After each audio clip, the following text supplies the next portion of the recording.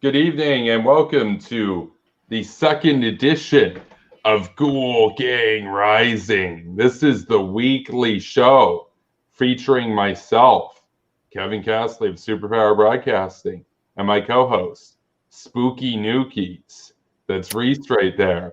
And this is a show where we dunk on the worst foreign policy takes of the last week. And tonight we are joined by a special guest. We are joined by the War Kettle. And before we go to the War Kettle, I do just want to say we had an absolute outpouring of support in the wake of the debate that I did the other day against Keith, the anarcho-capitalist, libertarian.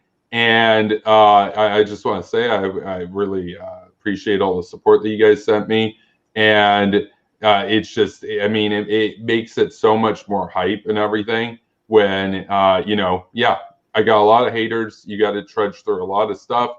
But the fact that the gang's here to support me and everything, I really appreciate that. And, I go to bat for you guys. And I'm the debate me bro of the hot gang at this point. And, it's what we got to do. But I did want to say, thanks to, obviously everybody who donated.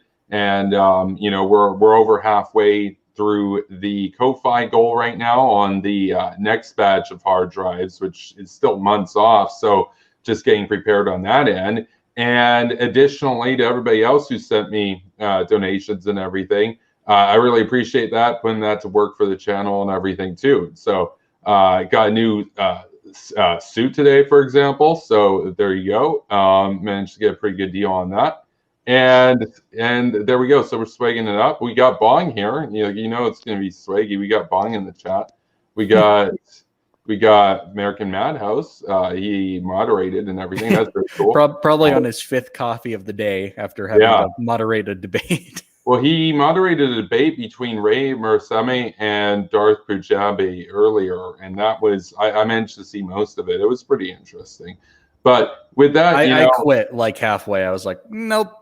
That's quite enough. Yeah, I quit after about 10-15 minutes. So this is the show. This is the show in which we go over the worst foreign policy takes of the last week. My co-host here, Spooky, has compiled, I believe, 9 or 10 of these clips. I've got them downloaded on my hard drive right now so that we can go and file share, because it's a new feature that StreamYard allows as of the last week and a half or so. So we can actually stop it. We can go forward, go backwards and whatnot, and talk while we're watching. The future. Dude, it's the future, dude. We're in 2002. So, I clearly my only goal was to infect your file drive because I shared absolute filth with you. Yeah, those are snuff films I sent you. That's how bad we're talking. See, this is the problem. Is that everybody in the Patreon gang and the Ko-Fi gang and the PayPal gang, you guys all basically chipped in and got me like a really high end, or not high end as far as gaming PCs go, but high end as far as my PCs tend to go. Where, because I used to be rocking a $600 5-year-old laptop. And now we got a $1,700 gaming PC that can actually run games and stuff and actually do the streams without crashing every 30 minutes and having to take like 5 minutes to restart the computer and whatnot. You upgraded from a school computer, basically. Yeah, the problem is my school computer, but here's the downside now. I'm going to have to spend like $100 every week basically paying some IT guy that's not a total boomer like me to disinfect my hard drive because all the filth that Spooky dude over here just sent my way. I mean, I was listening to some of this stuff earlier this evening. Hey, man, you told me you were getting donations. I thought you could afford the IT guy. Yeah, no, that's true. That's true. And meanwhile, it's like the IT guy. He's like, Did you try turning it off and on again? Why are you spending money outside of the Hawk community when you could go to the Hawk community and find an IT guy within our own community? I'm kind of disappointed, Kevin. Kevin Castley exporting jobs. Exporting jobs. They took her jobs. They took her jobs. Anyway. Because But I'm like, you know, basically, me and it's Kansas like are basically the IT gang of the Hawk community. no. The IT gang is Kanzik. Kanzik is the one who like helped me get Windows and all that kind of stuff and everything going, and like actually set up the system, because it's like, okay, well, how do you start a new computer and everything, you know? But yeah, I know. Where's the power button? Well, no. I mean, like, how do you actually go in and go into like, you know, the system setup stuff? Because of course you have to configure the graphics drive, all that kind of stuff and everything. Anyway, we got it working now, and now Spooky's out on a mission here to like ruin a brand new gaming PC. Just be glad he's not sending you the hentai porn. And you might say that it's hyperbolic and whatnot. No. We're going to watch these videos tonight. You're going to see this thing is way more malicious than any of that vor.in.net stuff that you don't want to click on that I was warning you guys about last night. By the way, on that video, on the comments of that video, I set it to premiere about 20 minutes before it was set to premiere.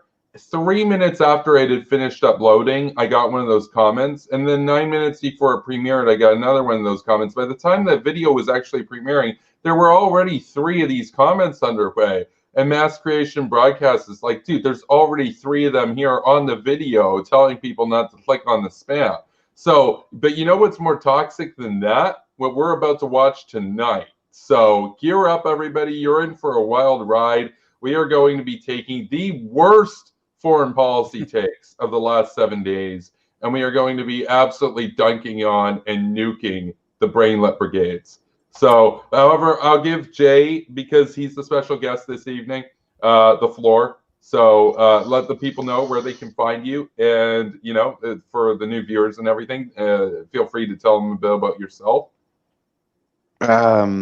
Yeah, so thank you for having me as Kevin. I'm kind of a bit on the spot, to be honest with you, because my whole plan was to basically say I'm calling for a boycott of this podcast until Kevin and Reece have me on, and I was like, I'll use that as my excuse for not watching. Hey, can I come on? It was like, oh yeah, I'll use that as an excuse for me not watching it, because there's going to be episodes I miss, and I can be like, oh well, you haven't had me on yet, so like, why should I really commit? You know what I mean? But then you've gone and flipped it on me, and now I'm like, oh great, now I got to like. Oh, we'll make sure you see every episode, because yeah, exactly, be a part of every episode. Exactly. So now I'm like, I'm here. So yeah, so for people who don't know me, War Kettle on Twitter and YouTube and Instagram. I'm too busy dealing with like blockchain technology at the moment for like any sort of like serious like video making and stuff. So yeah, that's basically where you'll see me, is like on Twitter, mainly tweeting about blockchain at the moment, because man is like big time on it with his workload and stuff, doing smart contracts and shit like that. So, but that's a whole nother thing. So yeah, I'm looking forward to tonight, boys. What you got for us? Well, for me, it's early morning because it's 9. That's right. That's 9 in the morning. That's right. Them time differences. I do have a couple little things to announce before we really get underway. But I had a generally easy time finding clips, but I did receive a couple requests, and basically they're going in a back catalog. If you have a video you'd like to request for us to watch, please send it to me on Twitter at Spooky Nukies, and we'll review it. We'll see if it's up to the cringe tier that we're looking for. Got to be super cringe. Generally, we're going to prioritize newer stuff, but we've discussed we're not against going back and revisiting some classics here and there. There was something I knew that when you were coming on, Jay, I wanted to ask you something that I thought you would find particularly funny. So I was I'm into Shakespeare. Let's just leave it at that. I'm not like an expert, but I'm a fan. I was. Do you want a glass of wine with this? I know it's totally unrelated, but hear me out. I was rereading Othello by Shakespeare, and one of the greatest moments in the history of Western literature happens in this play, and it occurs when the army from Venice goes to protect Cyprus from the Turkish fleet, and when they get there, the Turkish fleet has been destroyed by an act of God, pretty much a raging storm in the sea. Your thoughts, Jay? what do you think of that? Actually, it's quite funny you mention that because I did know that about one of Shakespeare's plays. I can't remember the name of it, but I knew one of them was based on, I knew one of them was based on the whole Cyprus thing. Because when I read it again, all I could think was, oh my God, Jay would love it. Yeah, because my dad is quite big into Shakespeare. And one day when I was telling him that I'm moving to Cyprus and whatnot, he said to me, "Oh, I remember in the 70s the war happened." And I went, "Yeah, the island's still divided." And he looked at me and he went, "What?" I went, "Yeah, the island's still divided." He was like, I couldn't believe it, basically. He was like, "What? This is crazy." I went, "Yeah," and we talked about it. But then that's when he told me, he's like, also then told me about it being in a Shakespeare play and stuff. But, Cyprus is known as the whore of the Mediterranean. Every superpower comes along and has her way with her. Some things never change, and it was both amusing to see that and also a little depressing because you realize, oh yeah, that's still going on. Cyprus, right? Yeah, and Jay's stuck in the middle of it. Oh, I love it. You get to cross the boundary, and you can get Cypriot chicks, Turkish chicks. It doesn't matter. Pretty much. Jay don't discriminate. I'm not at all. Oh dear. Total aside, but we do have some clips. We're generally gonna go not as long as last time. We kind of didn't know what we were doing, so we're gonna stick to a stricter schedule. Our first clip is one that I found a little interesting because it was circulating around conservative Twitter recently. And it is a clip of Joe Biden. He's like at a town hall or a Q&A of some sort. And this is, we can debate whether or not this was taken out of context, but the claims from a lot of the right-wing accounts was that Joe Biden was doing apologetics for the Uyghur genocide in this clip. And so we can rate those claims. Yeah, but before we get into it, I do just want to say we did actually pass another milestone with the channel.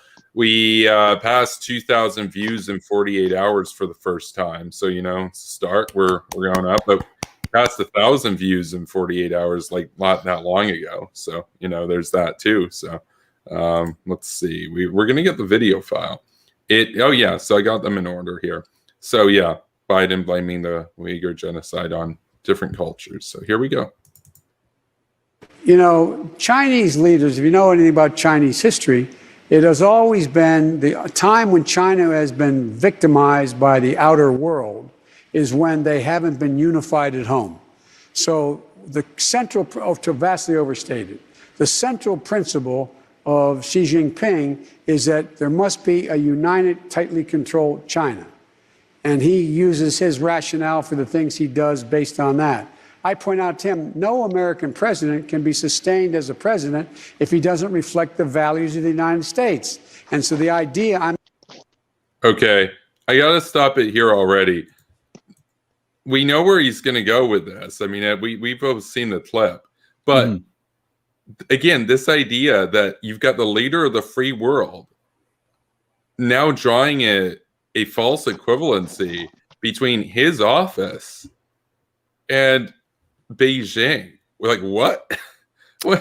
What? Yeah, I wouldn't agree with that. Well, I agree with what you're saying. Okay. But I don't agree with, we'll get to it toward the end of the clip. But yeah, no, I don't see a reason to draw any kind of equivalence. It's not important. Oh yeah, okay. So the U.S. president has to represent the values of America, and the Chinese president has to represent the values of, but it's an artificial thing there. It's a communist party. It's like, okay, but let's continue. I'm not going to speak out against what he's doing in Hong Kong, what he's doing with the Uyghurs in western mountains of China, and Taiwan trying to end the one China policy by making it forceful. I said, and by the he said he gets it. Culturally, there are different norms at each country, and their leaders are expected to follow. Yeah. So very, very sudden, abrupt editing at the end. It's interesting.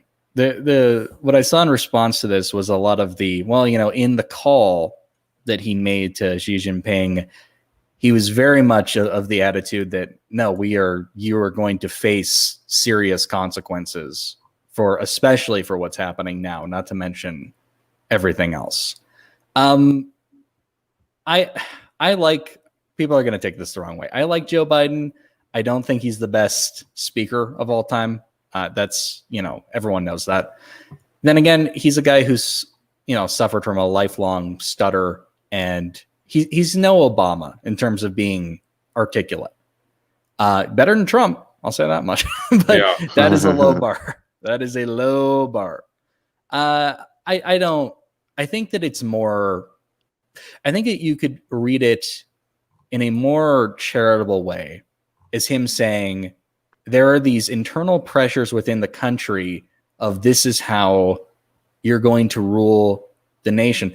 The reason why the false equivalence is dangerous is because largely internal attitudes within China don't matter to the way they govern. But it does speak to a larger problem. Xi Jinping is not the only problem in China. The way the government is, it does stem from general attitudes among the populace about foreigners, about people who are not Chinese, about the Uyghurs specifically.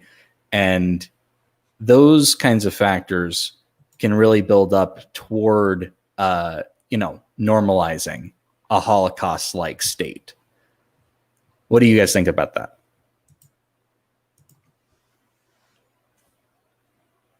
Kevin? Well, saving the best for last. I see how it is. Yeah. Jay, what do you make of that though? Because you're the special guest tonight. I kind of get where Reece is coming from, and I kind of agree, really. Especially when it comes to the false equivalence, obviously. But I've only seen that clip once, and that's just now. So I'm going on very limited information.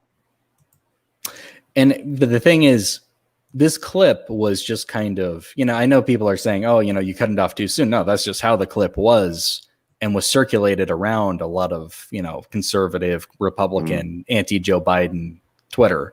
And now, that's become basically the line but it's totally in conflict with other things that he said about China, toward, actual U.S. policy toward China in a lot of areas.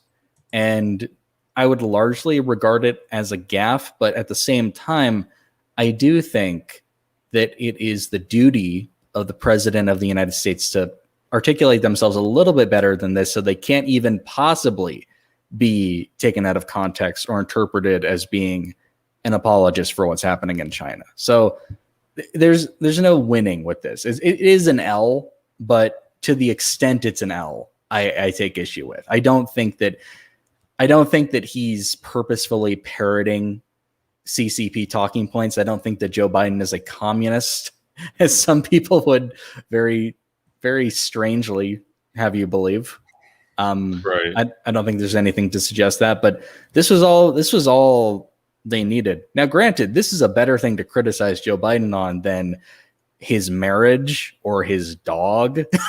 I'll tell you, as someone who's living in the States, the state of conservative media, I have never seen it more desperate in my life.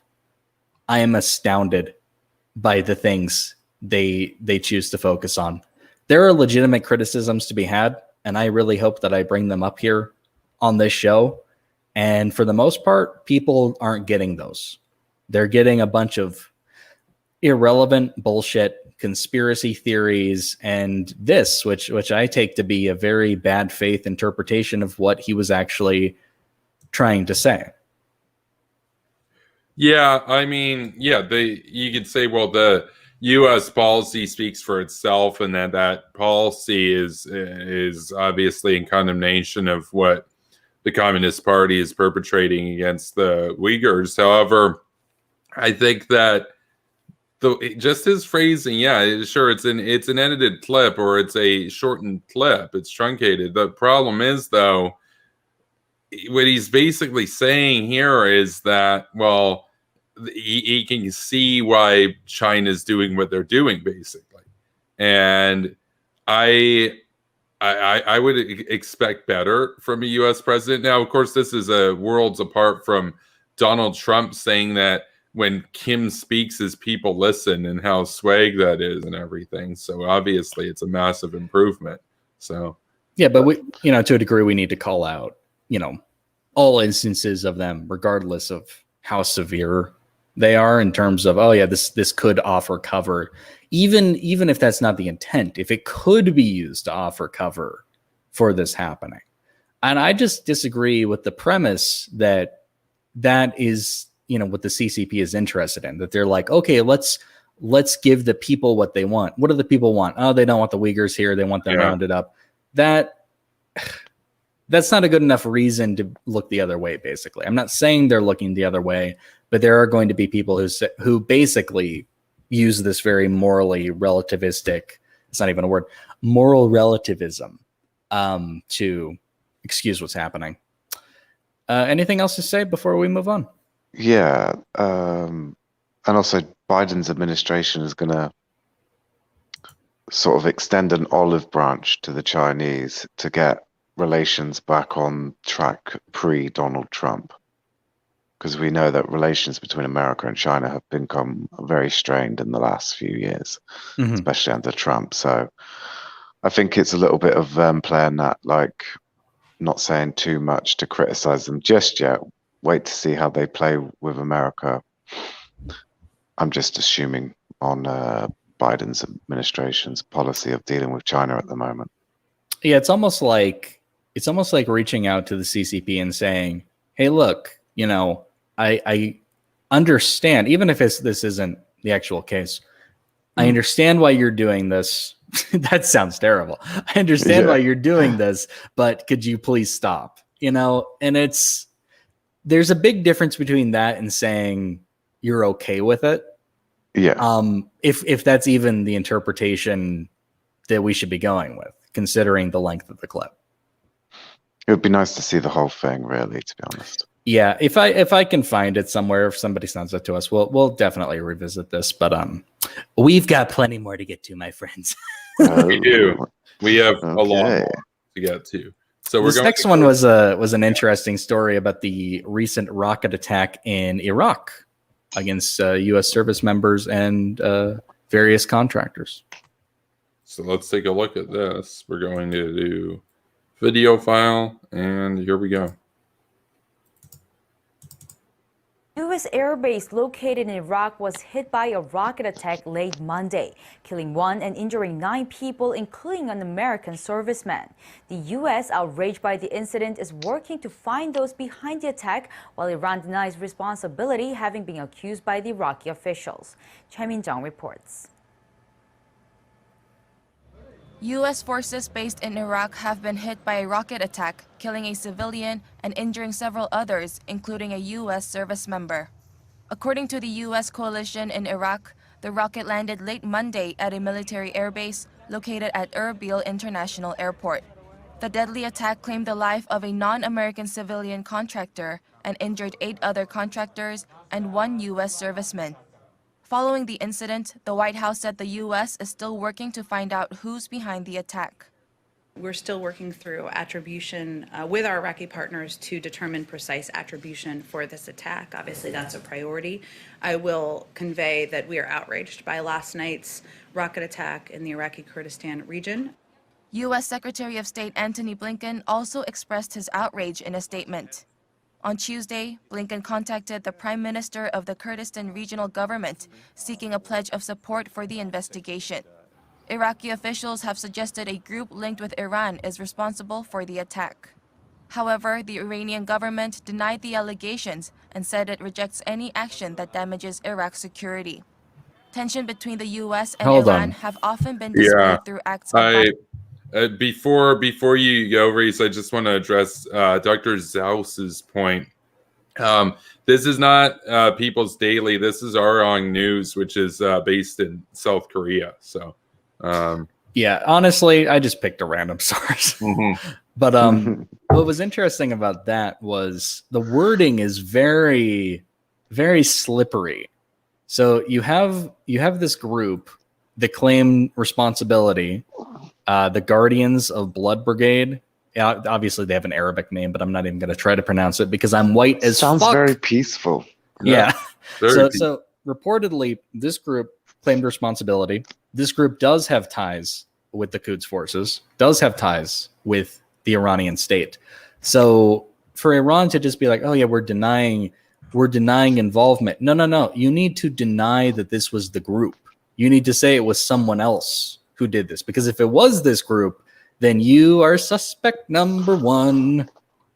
Yeah. And obviously they're still conducting an investigation, and we're going to probably cover more of this as it comes out. But I love how just instantly defensive they're like, oh, no, not us. We could have nothing to. I mean, when was the last time we had militias in Iraq attacking U.S. servicemen? Oh, yeah, 2 months ago.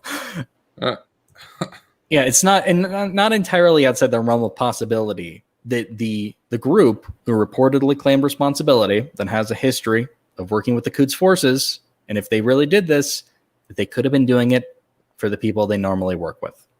The state that would actually provide them the funding and the incentive to do something that is this insane at the end of the day. Yeah. Well, yeah, that's exactly it. I mean, you've got a group that's essentially very highly linked to the the terrorist proxies and everything that Iran operates. You've got, well, and specifically you mentioned the Quds Force, which is Iranian, like that's their elite IRGC stuff. The thing is, that's, I mean, that'd kind of be like saying that I don't know, the US doesn't really have like an equivalent, but no, I can't really think of a US equivalent, but we can continue with the video. So Violence in Iraq, like the U.S. drone strike in January 2020 and a rocket attack which killed 3 soldiers in March last year. The relationship between the two countries is also deteriorating over Iran's nuclear program and U.S. sanctions. Choi Min-jung, Arirang News. I mean, I'd say that relationship deteriorated, a long time ago. Well, yeah, it's a little bit longer than just that. I mean, we can kind of go back to 1979 for that, but that's when a lot of things deteriorated. That's yeah. I find it funny that Zaus in the chat. Oh, I see how it is. You saw the Korean news and you assumed it was the Chinese news. How Asian phobic of you. That's right. That's right. Are all people that like Asian China? I see. I'm on to you, Zaus. Yeah, Zaus. You've been called out, bro. Anyway, any other thoughts on that before we move on? Whoops. Wrong country. Had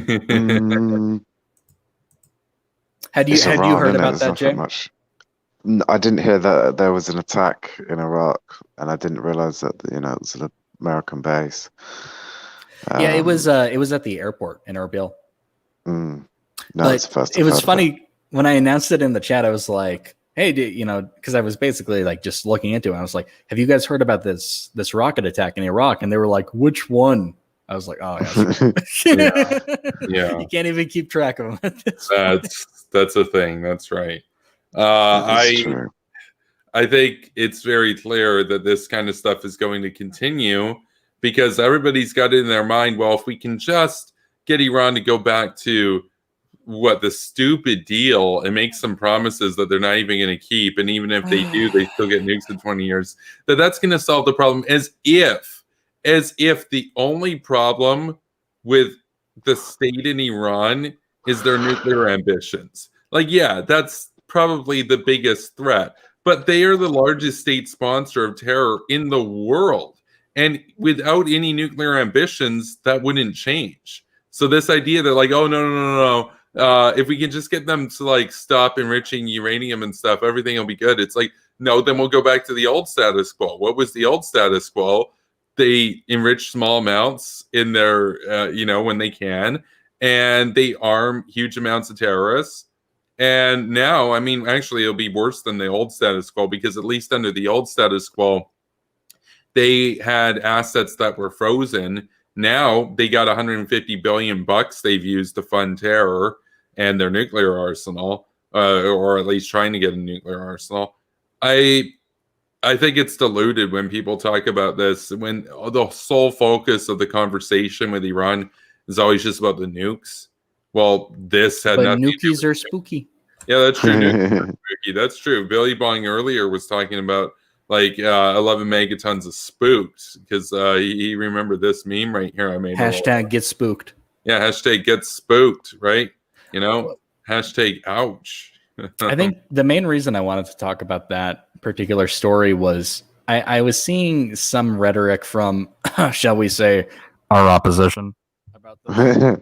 And it was very much along the lines of, oh my God, the Pentagon has asserted with no evidence that Iran was. It's like no one has said anything like that.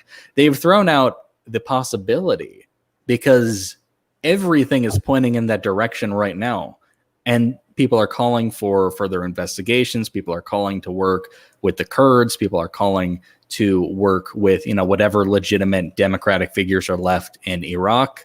No one is saying wholesale, we blame Iran. Iran is going to suffer, but no. So if you see people saying stuff like that, it's complete bullshit. But It's not entirely out of the question when you have a group that claims responsibility, that has a history of working with the Quds forces. They are a known militant loyalist faction within Iraq for the Iranians.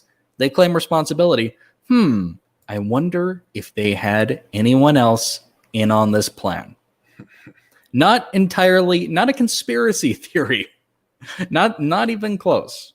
But we'll move on. The next one is we were just talking about this. This is the Biden administration's national security advisor pushing for diplomacy with Iran. Yeah. This is annoying. Yep. We're going to hold his feet to the fire, though. Says it doesn't anticipate taking any actions towards Iran at this time, including sanctions. But it did repeat the offer to open up channels of communication if Iran is interested. Biden's national security advisor said this may be the best chance of striking a deal. No. One of our why are we trying to get a deal? The deal was stupid. That was one of the few things that Trump was right about. Why are we the ones groveling for diplomacy while their economy is destroyed? No, they're crumbling to pieces, and we're like, please get in a deal with us. This is the problem. This is what I talk about all the time, is that there's this emphasis with people in the Biden camp.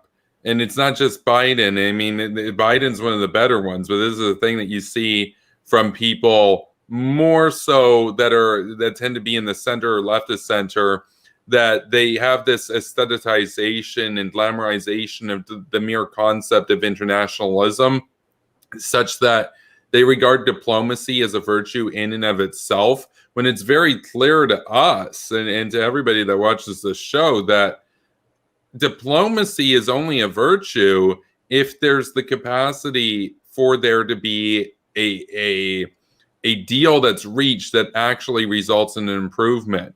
Whereas if you have an actor that's negotiating in bad faith, such as North Korea, where they even brag about how they never intended to keep the terms of the old deals, and then the West still comes back and makes new deals with them, and they do the same thing over and over. Likewise with Iran, where they say in their international media, it's just for peace, man, and we don't want nukes and stuff. And then they tell their own people in Farsi, they're like, oh yeah, we're going to nuke Israel as soon as possible, that kind of stuff.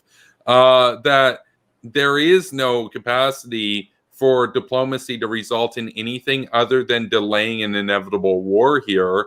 And therefore, in this context, diplomacy is actually counterproductive. And it's as counterproductive as what Neville Chamberlain did back during the run-up to the Second World War, where if Hitler had been taken out even a couple years prior, millions and millions of lives could have been saved because the Germans would have had far less war material than before. Likewise here, waiting for them to start the war on their terms, waiting for them to acquire nuclear weapons, waiting for them to initiate the strike is going to result in the deaths of millions, as opposed to if we were to do a preemptive war against them, perhaps would result in the deaths of hundreds of thousands, for example. So that's my view of it. Numbers are hard.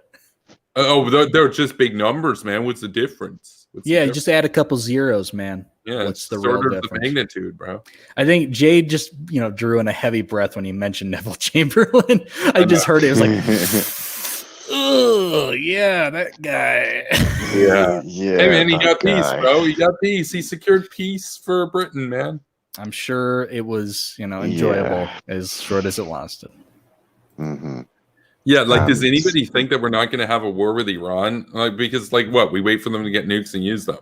Oh, great. Now we're at war with a nuclear power. How lovely. So No, I'm just sat over here waiting for the CIA to pull their finger out of the ass. Like, where's the CIA of the 60s and the 70s gone? The good old days. Hello, Yeah. regime change. They've been canceled. The CIA, CIA got cancelled in no, the no, early no. 2000s. I don't mean to be a doomer here. The CIA was never as effective as the far left makes them out to be. They tried to kill Castro over 600 times and it didn't work. Like, this idea that the CIA can be like a magic bullet and stuff, it's like, no, you actually need to do a conventional incursion against them, occupy their oil fields in the Southwest, and bombard their...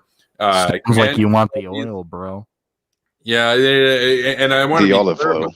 Yeah, I want to be clear about something. It's not even about taking the oil. It's about cutting the oil off from the regime so they can't finance their war effort. Additionally, you want to sounds like you're the monopoly man, dude. That's what it sounds like to me. I know, capitalist pig. It's true. It's true. So there you go. Capitalist pig. That's right. Yeah, I called him out. Where are my leftist points? Strategically, though, going to Iran is a bit difficult for us. Strategically, to have a war with Iran.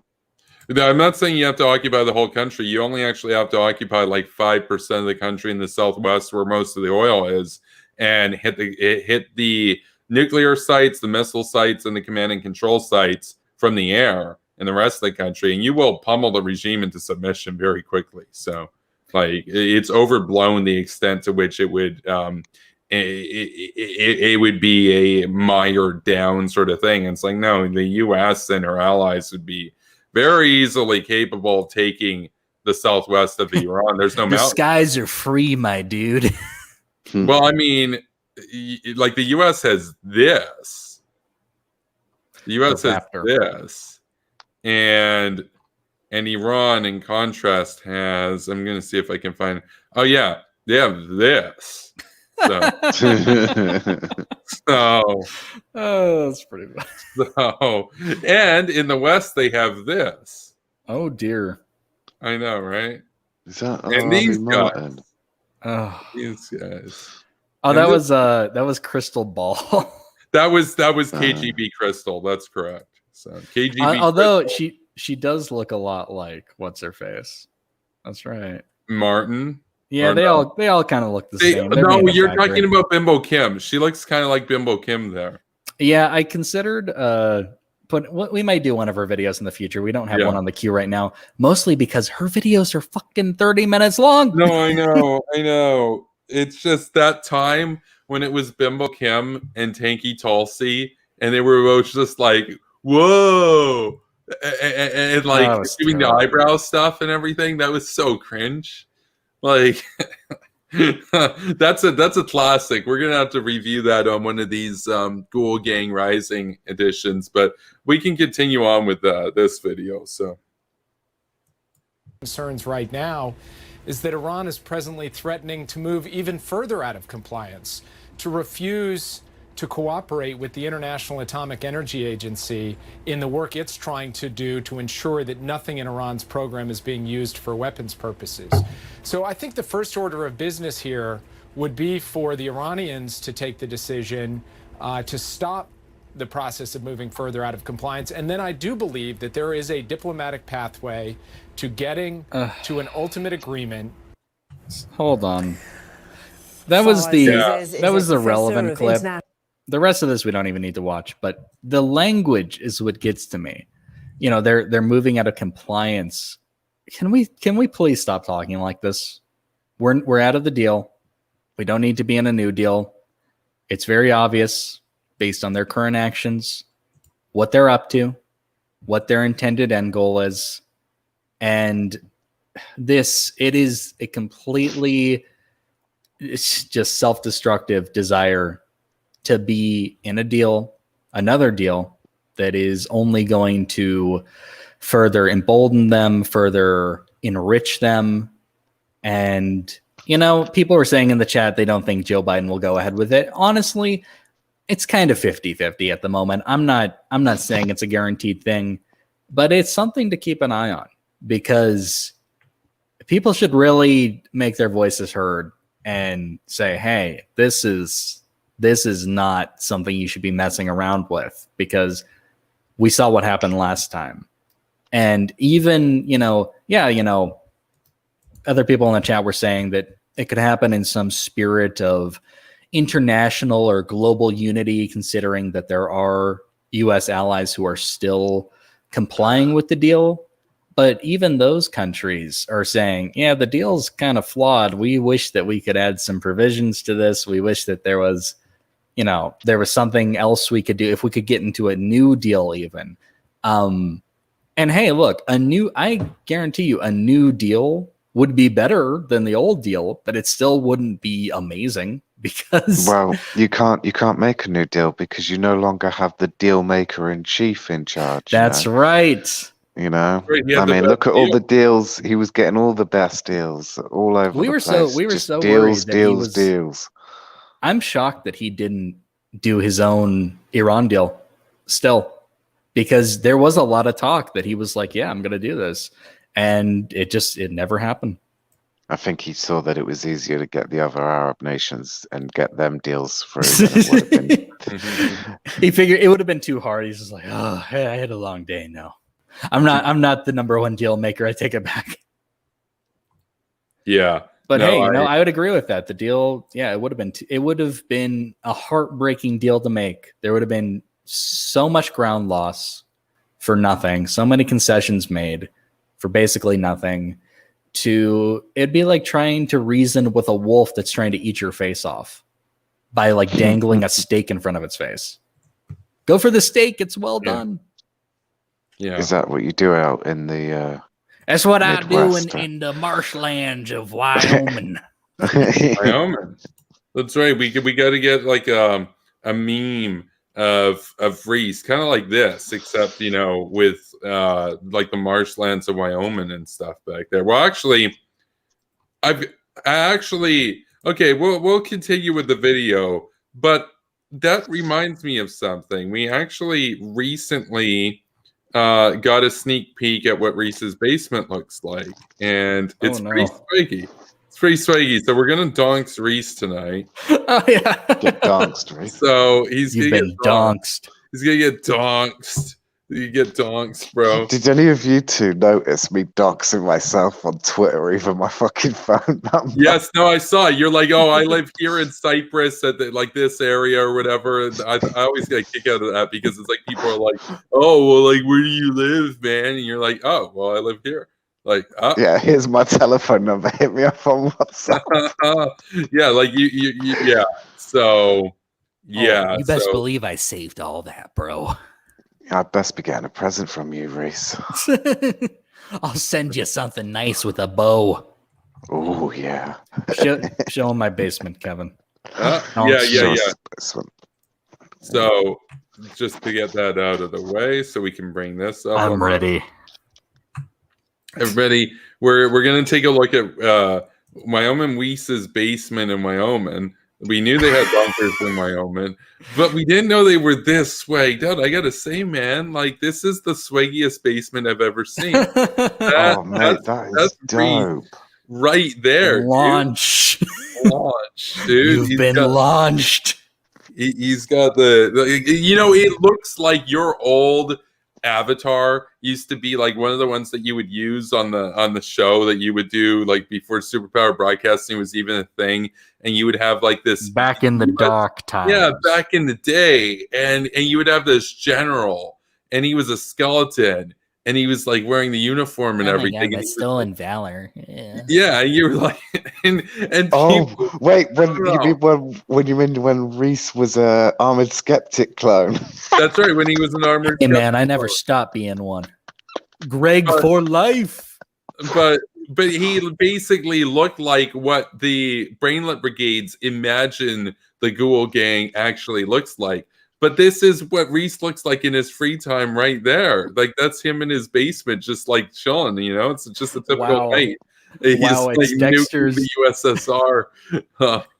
It's Dexter's laboratory.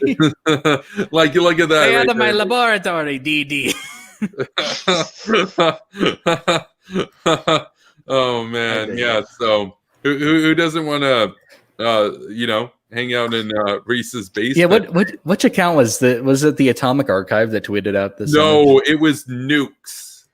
Like, well, thank you to everyone who linked me because it was pretty funny. It was pretty funny, and I just got a kick out of it because if you actually look at it, no, it is Atomic Archive, but he goes called on, it.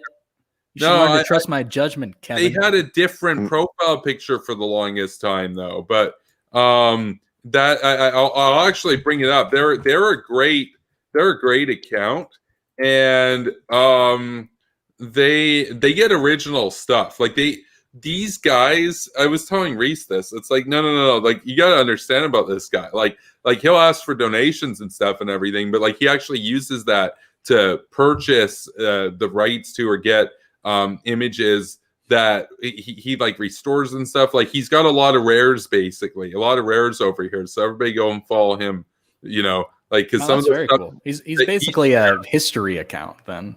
That's right, yeah. So, and you can help him out over at paypal.me/atomic archive, and he's in Moscow. Yeah, he's Russian. He's Russian, and so he'll often have like stuff from the U.S. as well as the USSR. It's interesting. That's dope. So for anybody who's like nuke pilled out there, I think he's one of he's one of the 99 best accounts on Twitter to follow, and that's certified because he's one of the 99 accounts that I follow. So I was gonna say, okay, no, we found my new favorite comment in the chat. John Smith's basement. My basement is better, bitch. So like John's basement should debate your basement. Yeah, we're gonna have a basement debate. As if debates weren't already lame. Because no, it's just like, because your basement, Reece, has like probably 8,000 megatons available for the debate. How many megatons of nukes does John's basement have? Yeah, what does your basement have besides a school pewter, huh? Yeah, like what kind of have? School pooter? What kind of school pooter? You've got a beanbag chair. Pfft, bitch, you ain't got nothing on me. Debate my basement, bro. Just kidding. We love John, and we'll probably have him on the show at some point. Oh yeah, no, absolutely. You know who we don't love though? This guy. Oh jeez. Okay, that needs to come with a warning. He's still here, dude. He's the devil on my shoulder at all times, us, pretty much. Them.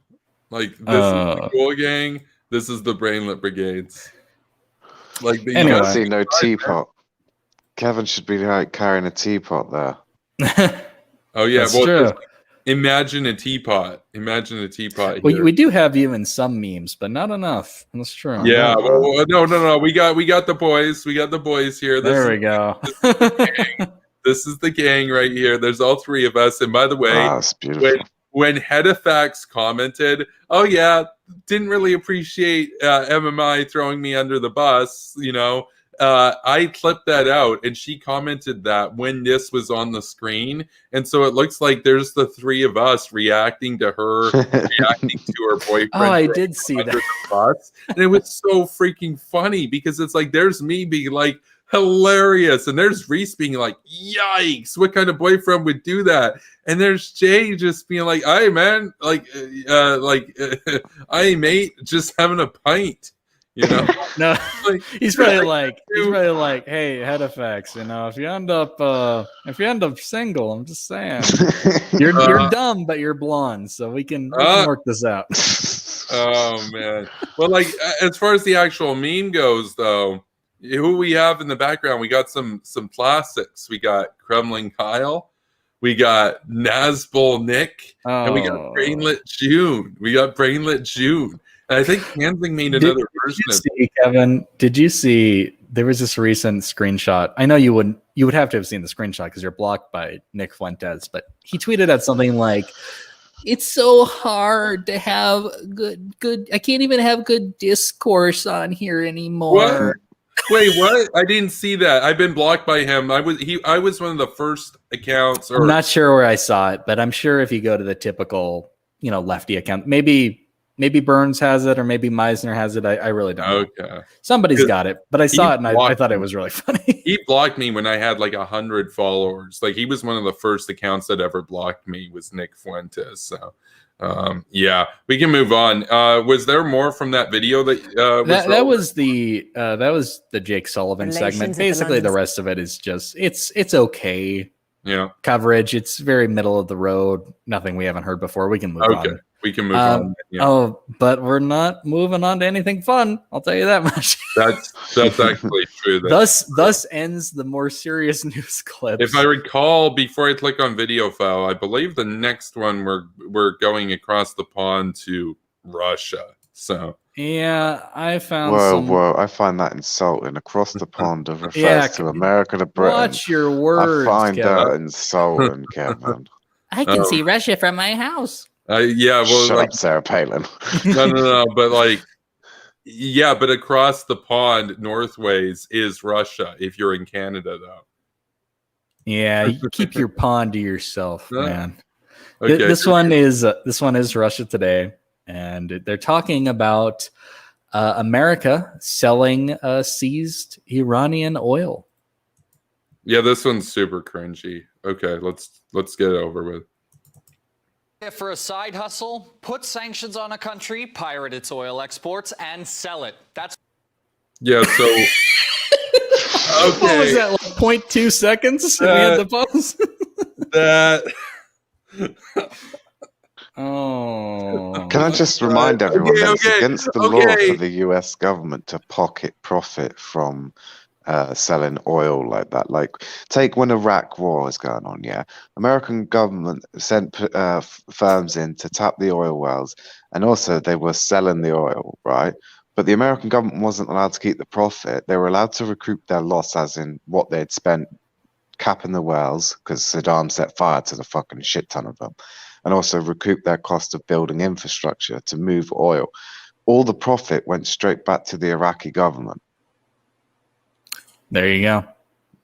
Yeah. No, it was for oil. Wars for oil. War was oil for that oil. We had to pay for. Oh man, I don't think oil is not as valuable as some people think it is. It's valuable, but it's not that valuable. Yeah, the thing is like if we were in the 1970s, the argument of war for oils would be a kind of a fair argument, because the American dollar was pretty much propped up by the oil industry. We don't live in the 70s anymore. The fucking IT industry in America is probably bigger than the fucking oil industry. So which one do you think props up the fucking dollar more so? Oil or the IT sector? I bet we could even look this up, how much the oil market in America makes, and compare it to the IT industry in America. And I bet it would be quite interesting to find the results of that. It is an interesting point that we're constantly debating very outdated ways of thinking. No wonder they love to get in the time machine. And they always love to go back. Let's talk about the Iranian coup. Let's talk about Vietnam. Let's talk about these things that don't matter in 2021, instead of actually addressing contemporary issues. Exactly. And when they're addressing contemporary issues like this fuck is going to do, they apply that outdated thinking that's just ridiculous. I'll say this just on the onset. Russian guy, Russia Today guy, I doubt he's actually Russian. Yeah. Because they hire a bunch of foreign proxies all the time, foreign puppets to come British. That's right, like British. Peter Lavelle, or Abby Martin back in the day, Les Wall, all those kinds of people. They're all over. They're like a fungus, basically. Russians don't watch Russia Today. Russia Today is like in English and Spanish and Arabic. It's not meant for Russia. Russians watch state TV, which is like Russia One. This is specifically at RT designed for export. That's what it is. Russians aren't seeing this, so Well, they don't get access to a lot of media. Yeah, I know. But just as a bottom line point. So we are sanctioning the Iranian government. I am of the position in which I do not want to see the Iranian government economically enabled. So, if we take oil that they were going to sell just to turn around and fund more terror proxies in Lebanon, in Syria, Yemen, Iraq, etc., you're going to get no tears from me. I'm not going to be losing any sleep. And I know what they're going to say. They're going to say, what about my sovereignty? What about my free market? Fuck all of that shit. Because when it comes to the Iranian government, I do not believe in a free market. I do not think that they should be making money off of oil, especially because that's how they make their money. That is what keeps them afloat. See, this is clear projection. Once again, I know Kevin's talked about this a lot, especially on this channel. Obviously, because it's Kevin's channel.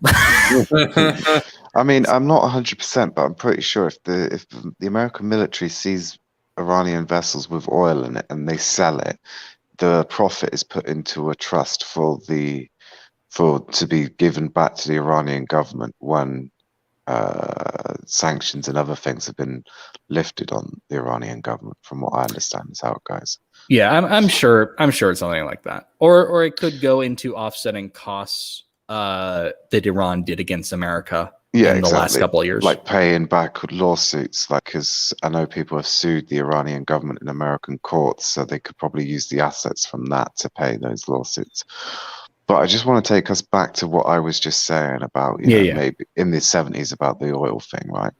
Now, I'm not sure what oil would come into under this gross domestic product breakdown, but this is done by sectors, what industry, and I'm assuming it's either utilities or mining oil would come under.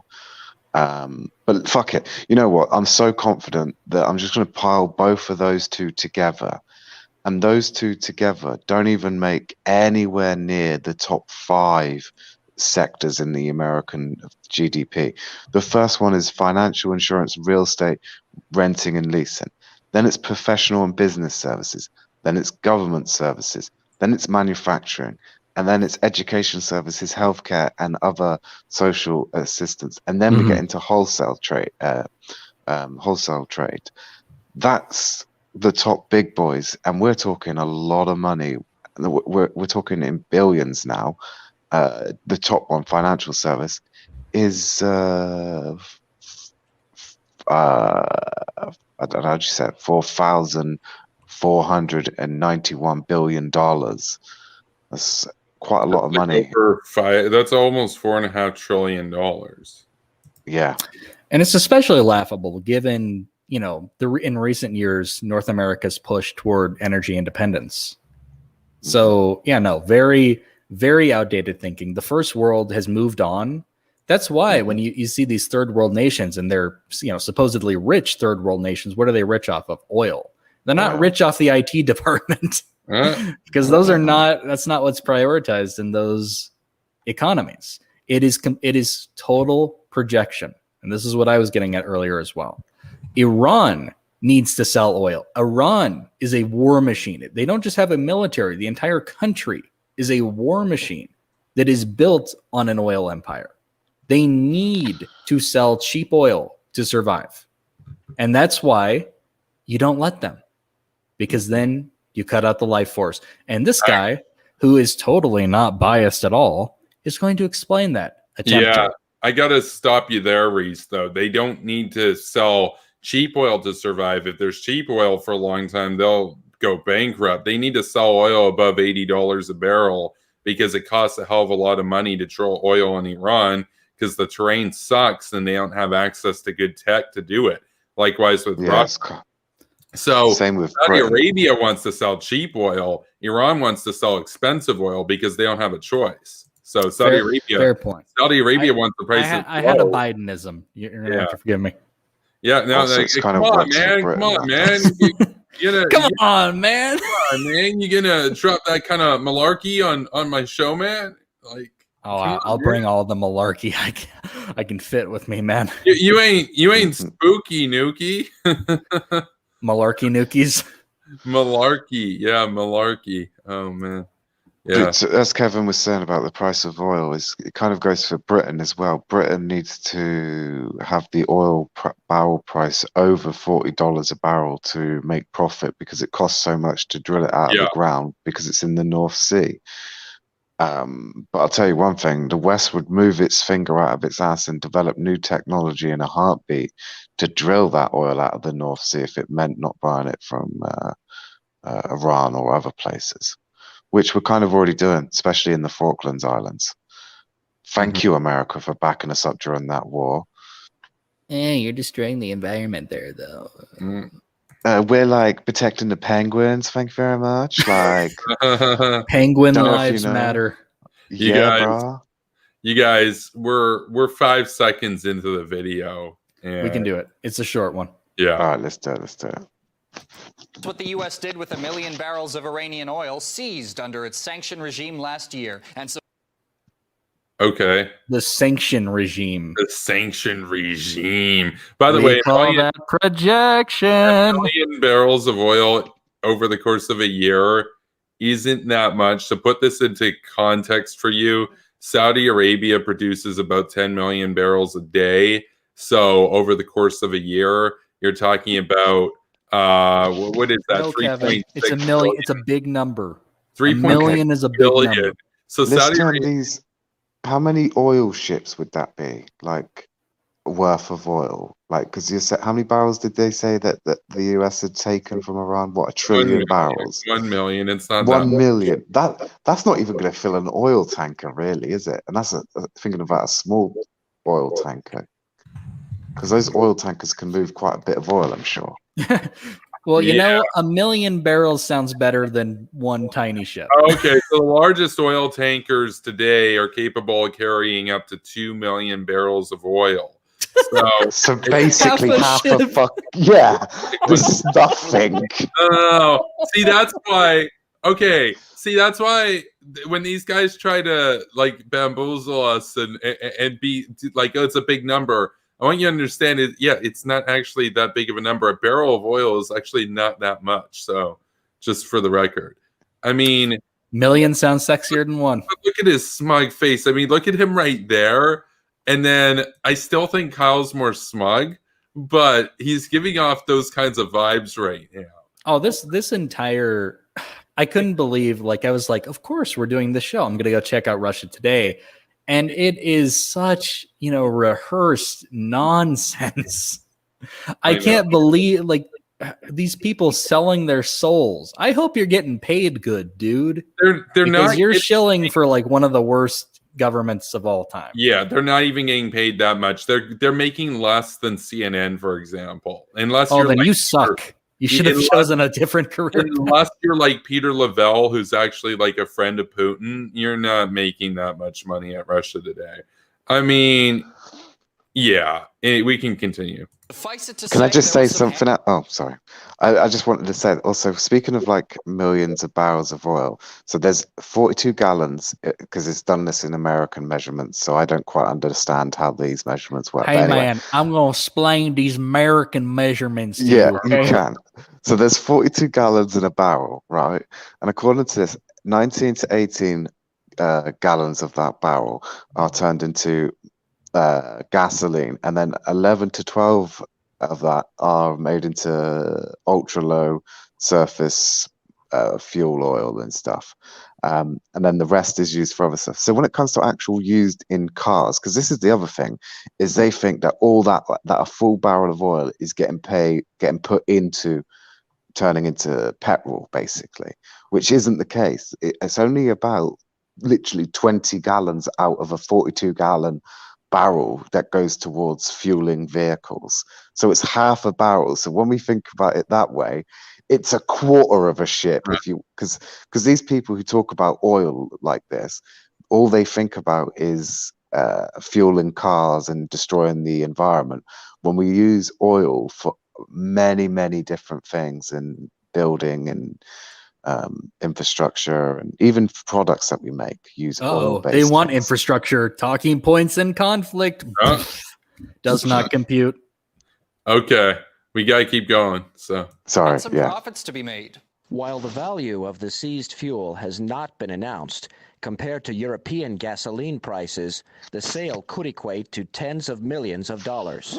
Well, Washington says the revenue will be used for the greater good. The U.S. Victims of State-Sponsored Terrorism Fund. According to its website, victims are embassy workers who were held hostage in Iran in 1979 and anyone who won a lawsuit against those who the U.S. considers state sponsors of terror. But this guy's going to downplay that and say, what Iranian terrorism? What are you talking about?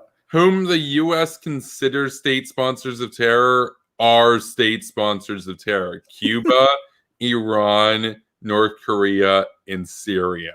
Like, if it was, I don't know, Lithuania or something, and you're like, oh, maybe the U.S. president doesn't like their leader, that's a bit sus.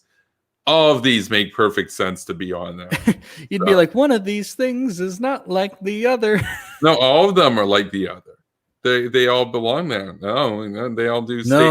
They're who's considered. North Korea blew up a passenger jet, for example. They were asking for it. Yeah, they were a short skirt. The passenger jet had a short skirt. I saw it. You shouldn't have built a plane if you didn't want it to get blown up, right? Shouldn't have put that plane in the sky, right in the way of my missile. Yeah. Iran. Well, no, that's the other one. Iran shot down a Ukrainian passenger jet. Like a bunch of filthy neocons on that plane. Yeah, neocons. It was a neocon. They did that in their own fucking airspace as well. In their own airspace, that's right. Yeah, they were panicking. They were like, "Oh shit!" Like basically, we just did an attack against a U.S. base in Iraq, in which we severely injured many service members. We're afraid of retaliation. Oh shit! A plane is taking off from our ground. Let's shoot it down. Fuck it. It's in the air, quick. Yeah, it could be a US B-2 bomber taking off from our airport, you know? And I loved, oh my God, now I'm just reminded of the apologetics people were spitting about that. Well, they were afraid that the US was going to retaliate. Retaliate. Yeah, that's the key word there, bud. In other words, they created all their own problems and they killed a bunch of innocent people through sheer incompetence. But we're supposed to just be like, oh, it was an accident, bro. Even though when the United States or NATO does an accident, they treat it as a war crime. War crimes. I see how it is. Even though these are perfectly justified fog of war situations, and the Iran had no justification for that airliner going down whatsoever. So yeah, here we go. Look, America has no right in Iran's sphere of influence. Okay. How big is their sphere of influence, Jay? Everywhere outside. Everywhere that's outside of America. Am I right, Kevin? Yeah, or like, why not just include America? Yeah, I mean, really, why make it complicated? Yeah, let's continue. But you were right with what you were saying, Jay. Basically, this terrorism fund thing. So it's a bit disingenuous to say, oh, the United States is making a bunch of profit. Well, because first off, it's not that much oil, and it's not going to be that much petroleum if it were, used for that purpose. And obviously, that's not where the money's going to, because the United States is not run by Captain Planet villains. I can't believe I need to say that out loud. So, okay, let's continue. In 1979, and anyone who won a lawsuit against those who the U.S. considers state sponsors of terror. But who exactly are these people? Has anyone ever seen them? We're talking about tens of millions of dollars here. Don't worry, until we find out who gets the money, Washington says it will be safely in the hands of government agencies. As for what effect this all has on Iran, the world's fourth largest oil reservoir, Tehran claims it. Yeah, that's typically what happens when you have a fund that the government is going to be paying for a service, especially something like lawsuits, which can be expensive as fuck, especially a high profile lawsuit against a country. Yeah. Just a quick question. Is it Go it's ahead. 1 million? It's 1 million barrels of oil. He keeps saying, doesn't he? Yes. Okay, I'll come back to the follow up in a minute.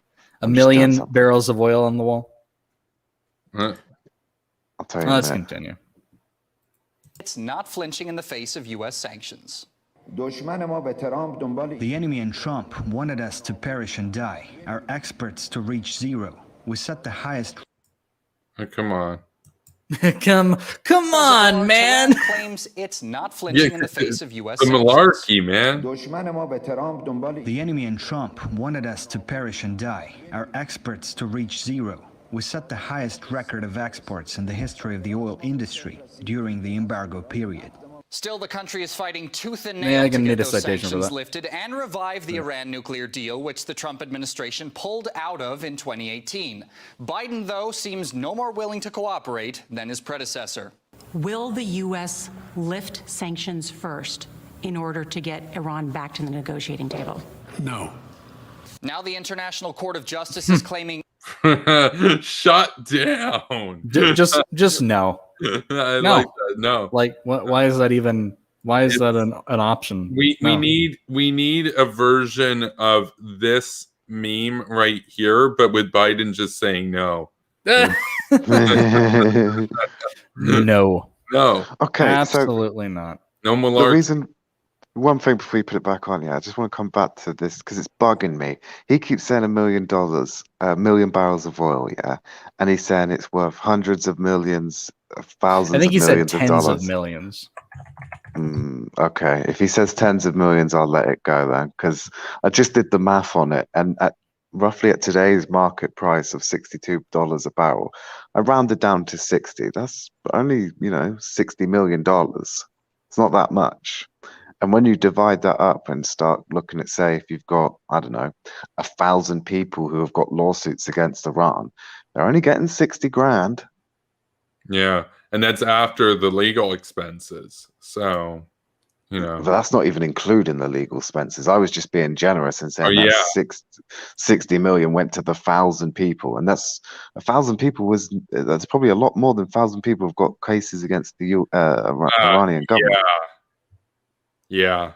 We can continue with the video though, but I still can't get over how when it was explained what the money was going to go toward. It was going toward this, the victims of Iranian terrorism. This guy's like, what are you talking about? Who are these people? And it's like, well, if you're talking about the embassy, that's really well documented and pretty there much. was just a rocket attack that injured a U.S. soldier, for example. So. Oh, but do you have any proof that was Iran? Yeah, it could have been the CIA, man. Could have been. It was done reportedly by, according to the group, friends of Iran. But do you have any proof? Do you have any real proof? Yeah, maybe they weren't. Maybe they weren't. We don't even need to go to that one. We can go to the attacks on the embassies in Iraq, the bases in Iraq, all of the victims of the Iranian-funded insurgents during the Iraq War. The list goes on and on. Mm-hmm. Not to mention people who are not American, who obviously I think could deserve such a fund themselves. So there we go. Now the International Court of Justice is claiming it has jurisdiction over Iran challenging U.S. sanctions, the same ones that were reimposed under former President Donald Trump. But Washington is telling the court to mind its own business, and why not? For he who controls the seas, it's a never-ending feast of someone else's oil and mountains of profit. Not really. We just showed you how it's not. I mean, mountains of profit? You would expect trillions.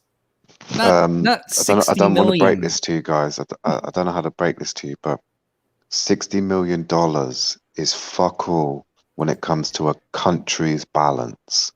It's a drop in the ocean. That might buy one fighter jet for the U.S. Navy next year. No, well, they're buying. Well, it was an illegitimate fighter jet. He'll buy you half of an F-35 for the U.S. Navy. So a half. Oh wow! Well done, America. Do you want the left wing or the right wing? Oh my I'll take god! the left-hand side of Why are it. you spending so much money on fighter jets and I never even get to see battle? What about my health care? What about my infrastructure? Let's lower taxes, man. Okay. Let's raise taxes but have no rent. That will go well. Yeah, what a meme. What an absolute meme. I'll be back in a minute. You guys can discuss what we've just seen amongst yourselves. Fair enough. Still a cringe video. I think we're about halfway through. So we'll look at the chat maybe. So Jay, my main man. How's it How going, you doing, bud? It's been a while. It's going real good. I think we're trucking along. We're probably not going to get to everything, but that's fine. We don't need to. Because honestly, if we got to everything, I'm pretty sure we would blow our brains out. We probably would, yeah. But yeah, good. You were quick on the math. I appreciated that. Really put things into context. Since I've been getting more, because obviously I haven't really been working since this whole Corona thing. So I've been getting more into financial services and whatnot. You know, buying and selling stocks and shares and getting real deep into. You were clearly behind the whole GameStop thing. I'm pretty sure. I was involved in it. I wasn't behind. No, it was all you. You were the mastermind. Shh. I don't want people to know about all my millions. Shh. Okay, we'll keep it on the down low, bro. Yeah, exactly, bro. Don't need anyone knowing. Don't need anyone coming for your stonks. Exactly, bro. But no, so seriously though, like, because I'm not working and everything, I just started because I've been in crypto for a long time anyway, and dealing with blockchain, and so I just sort of went a bit more full time with that, and that's basically where I've been hiding for like the last 6 months to a year, basically. I gotcha. Well, making that money. At least you're making something. Yeah, that's the plan. At the moment, it's going pretty well, actually. And I'm actually implementing a lot of blockchain technology into what I actually do for a living. So, for example, there is blockchain technology you can implement into your website. So if you sell products on a website, you can take payment in crypto.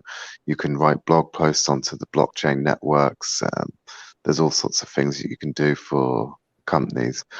I'm also doing setting up smart contracts here in Cyprus. So if you're a business and you are supplying a product to another company, normally you would just do a normal sort of contract and whatnot.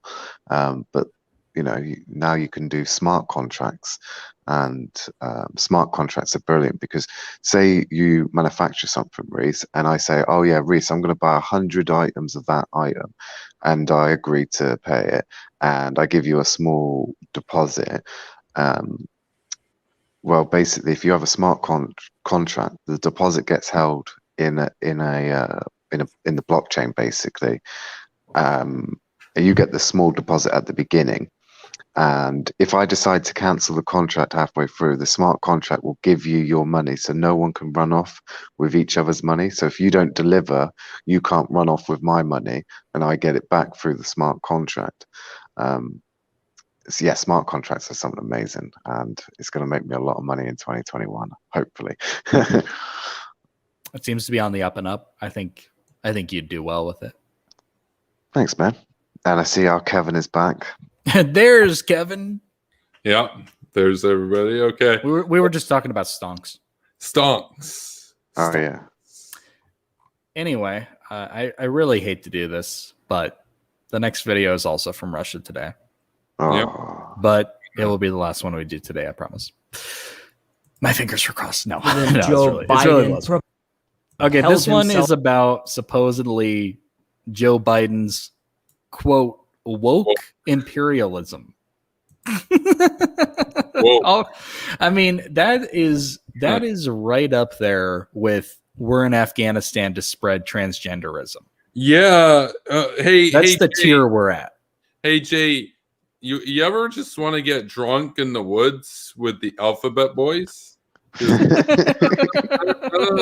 No. Okay, for the record, he said he wasn't drunk. He never said if he was in the woods or not. But I want to get drunk watching this garbage. I want to get drunk and buy stonks.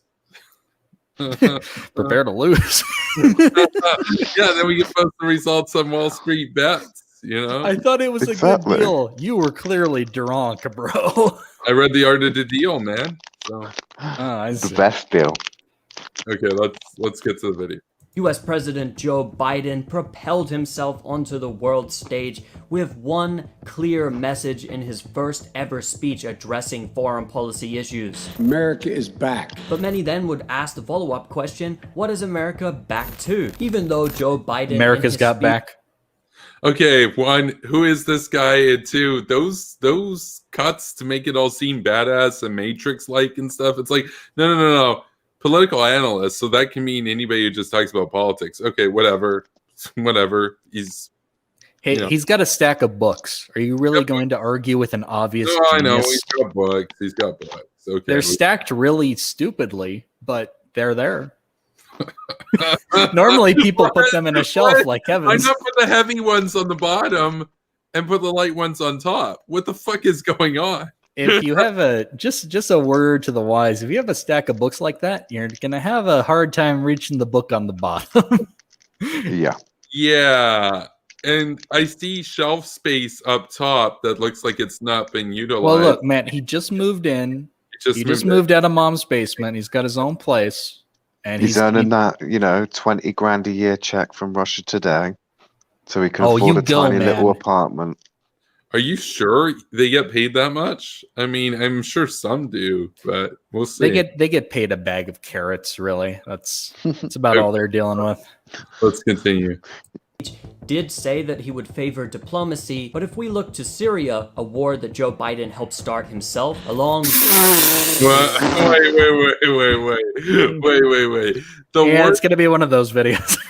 The war was started by Bashar the Butcher. What war did the U.S. ever start there? What are we talking about? Where are the tanks? Where are the bombers? What? It's a very lax war.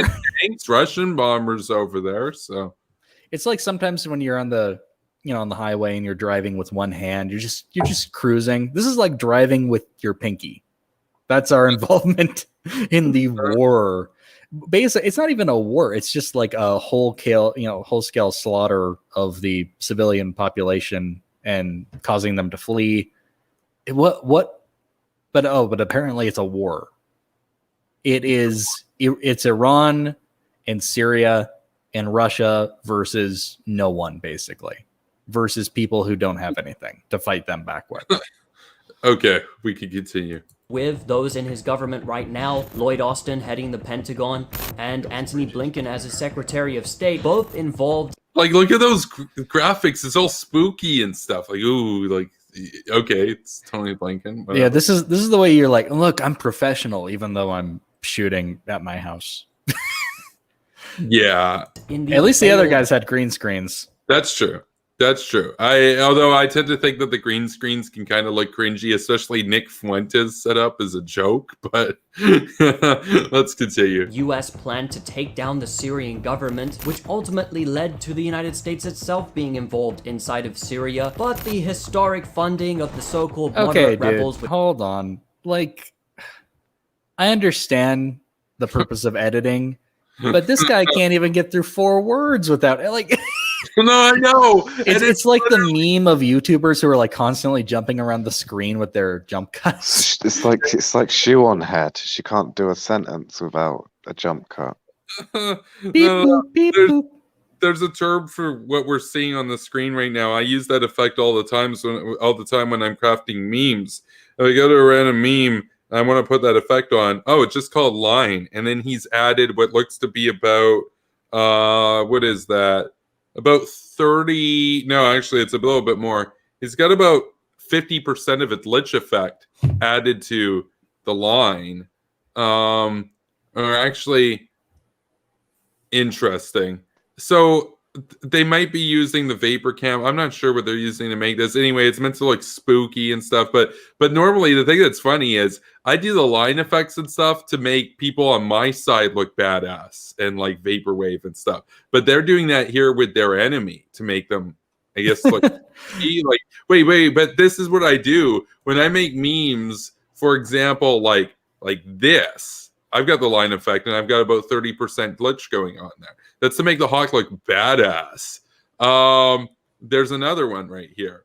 That one's got the line effect. It's got a much lower glitch on, but you do that. Why would you do that with your enemies? We're breaking down the real memeology right here because game sucks. They're making them look badass right now. So clearly, badass is spooky to them. I guess. Speaking of spooky, does that not explain everything? Like, I don't do this with Putin. I make Putin look like a clown if I'm doing memes of him. So anyway, we should go back 10 seconds or so. Being involved inside of Syria, but the historic funding of the so-called moderate rebels, which turned out to be no. Okay, it's 4 of those cuts in about 5 seconds. The so-called moderate rebels that obviously don't exist. The line effect, like, I don't think they get it. I mean, you guys are the ones doing all the memes and stuff on 4chan and stuff, but like the line's supposed to be for your side. Okay. I can't trust any of this repeating of the Assad regime's propaganda. It's so bad. It's gotten to the point that like you have aid workers in the country. Oh, they're extremists. They're terror. It's like this is a dude moving rubble and like trying to stop a building from crushing a baby, but apparently he's an extremist. Okay. Amazing. Cases inside of Syria, the U.S. involvement on sovereign Syrian territory against international. Sovereign. Wait, we're going back a second. Did he just imply the U.S. is working with ISIS? I just want to go back. In many cases inside of Syria. In many cases, he did the ISIS conspiracy theory. He's talking about U.S. involvement. That's ISIS there. Okay. Way to that's literally the flag of ISIS in the background. Way to throw that one in. The guy I was debating last night, Keith, argued that the U.S. had funded and supported ISIS and Al Qaeda, and he went to some John Podesta quote to back it up. So there we go. I know. So basically, we're at spirit cooking levels of insane. Okay. Yeah, we are off the deep end. We're 40 kilometers west of the deep end. Right. You don't need to put any reputable citations in a video though. Apparently, no. You just need a line effect, a little bit of a glitch, and have the audio effect on your cuts too. So. The U.S. involvement on sovereign Syrian territory against international law and the looting of their resources. International law is basically a social contract or a construct. Russia doesn't care about international law. The guys that pay him are bombing Syria right now. So yeah, I care more about regional stability and my own national security more than international law. Like if international law gets in the way of those things, then it can go to hell basically. But there we go. Other than that, like sovereign Syrian territory, like if you listened to a video, like imagine this was your only news source, imagine this was your only image into the outside world, into Syria specifically, you would think Syria was this unified nation that just didn't want to be messed with by outside forces, as if there was nothing internally wrong. Oh, besides ISIS, that were obviously being funded by the United States, and Al Qaeda, they were being funded by the United States, so they can get his oil. You're getting it, mate. Bravo. Even though we are fighting ISIS in Syria and all over the world. Amazing. Yeah, no. We can't have really at that point you're such a clown. You're talking about Syrian sovereignty. Dude, there is no Syria anymore. Syria is not a place. Syrians are everywhere. It's like Asgard is not a place, it's a people. There's Syrians in every corner of the goddamn earth now because of domestic abuses of human rights. But you're gonna complain to me, oh my God, the United States wants to be involved. Of fucking course the United States wants to be involved. They should have been involved sooner. Exactly. And they did not launch a war in 2011. They had a tepid, like, toe in the pool involvement. Yes. Which was even that little bit was heavily redacted in the last 4 years. But now you're complaining about Joe Biden. Oh my God, he's talking about escalating. He's talking about going into Syria. A fucking course he's talking about going into Syria. It is a goddamn hell zone.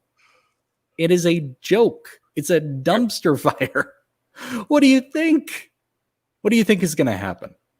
Oh, but that's not very woke of him because, to be woke, you have to be like against war and.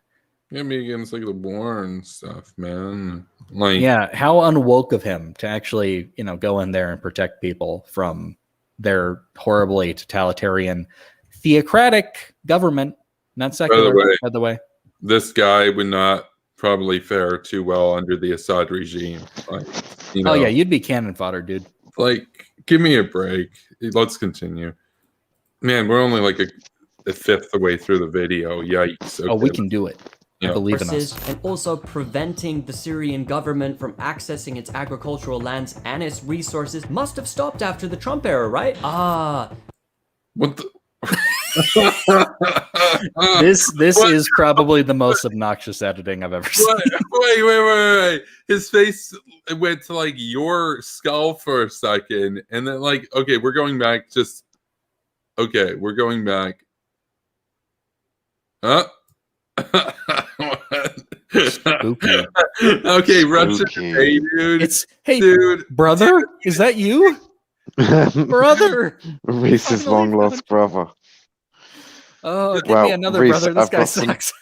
I've got some bad news for you because your brother took a job for a company that, if he's lucky, is making 50,000 a year.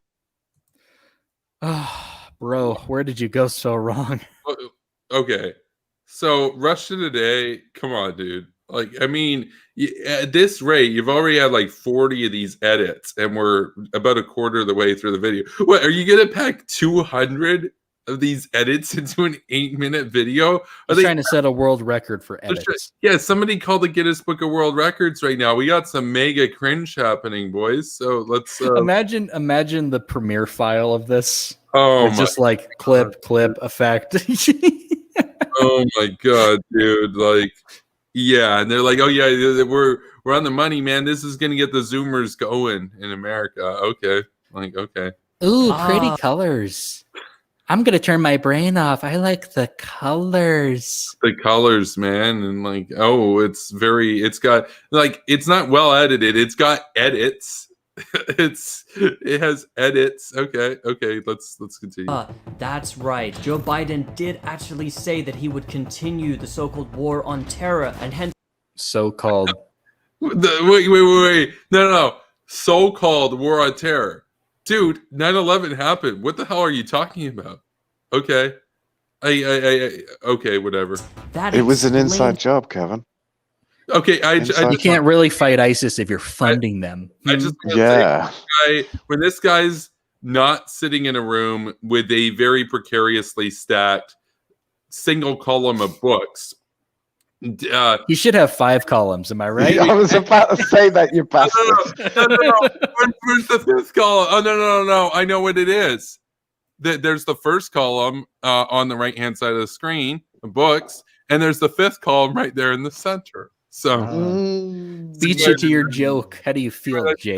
I did there, and like, see, like, if we were going to be obnoxious about it, we'd have like the edits and the air horns and everything going on. All right, man, that's a Rush Limbaugh territory. Come on, we need the air horns and stuff. I have this, so no sound or anything. But yeah, you just got nuked. Okay, so we got the column of books, and then we got the 5th column in front of us. What I was saying is, guarantee it, 100%. Just looking at this guy and the cringy spewing, when he's not sitting there doing this, we know he's at like some hipster coffee shop in New York or Brooklyn or whatever, doing slam poetry. Guaranteed. No. With the bongos. Remember that clip from Russia Today? This guy probably doesn't even live in Russia. He probably like lives in the West. Somebody help me in the chat. Who was the guy the progressives were trying to get to primary Warren? He was like some Muslim guy. But she is the progressive. Like, well, not to some of them. Some of them, no, that's right. To Jimmy Dore, she's a corporatist far righter. You know, like. I'm trying to remember who that was, but he went on Russia Today and he was like doing some cringy anti-imperialist slam poetry, and there was some woman playing the bongos next to him. Like, good times. Maybe we'll find that. It reminds me clip. of this time I went to Bristol Palestine Museum. Yeah, there's a Palestinian museum in Bristol, England. But anyway, I remember being there. I've been there like for events as well. I've been there a number of times, but there's this one night I went there. And I went there because there was this woman who was giving a speech. She was a well-known anti-Semite in the far left community. And yeah, basically it turned into like a slam poetry because, you know, the evil imperialists and the evil British and the evil Zionists are coming to take your babies. Okay. Way to ruin the arts, people. Like, really? It's as bad enough as the far right, because they've been doing something similar for the last 2-3 years, where they're like, we need to reclaim the art. We need to reclaim the arts to what it really means. And I'm sat there thinking to myself, like, all artwork has been anti-conservatism in a way. All of the, like the Renaissance and all the different eras of art that have come along have been a sort of reaction, a backlash to this sort of conservative feeling of the day. You know, like the Renaissance was a conservative, was a backlash to the sort of conservative, continuous sort of religious artsy way of doing things. So the far right being like, we need to reclaim the art. It's like, it was never yours in the fucking first place. So what the hell are you chatting about? They always have like a Twitter profile with a Roman statue as the profile picture. And I'm just thinking, what are the chances this was chiseled by a homosexual? Because exactly, they're pretty high. Anyway, I get what you're saying, Jay. I feel you. We can continue. Rationally, why more U.S. convoys were spotted entering Syrian territory illegally. But in all seriousness now, illegal. You crossed the border. Just like Kyle Rittenhouse. You crossed the line, man. Okay. Wow. Not the red line, apparently. No.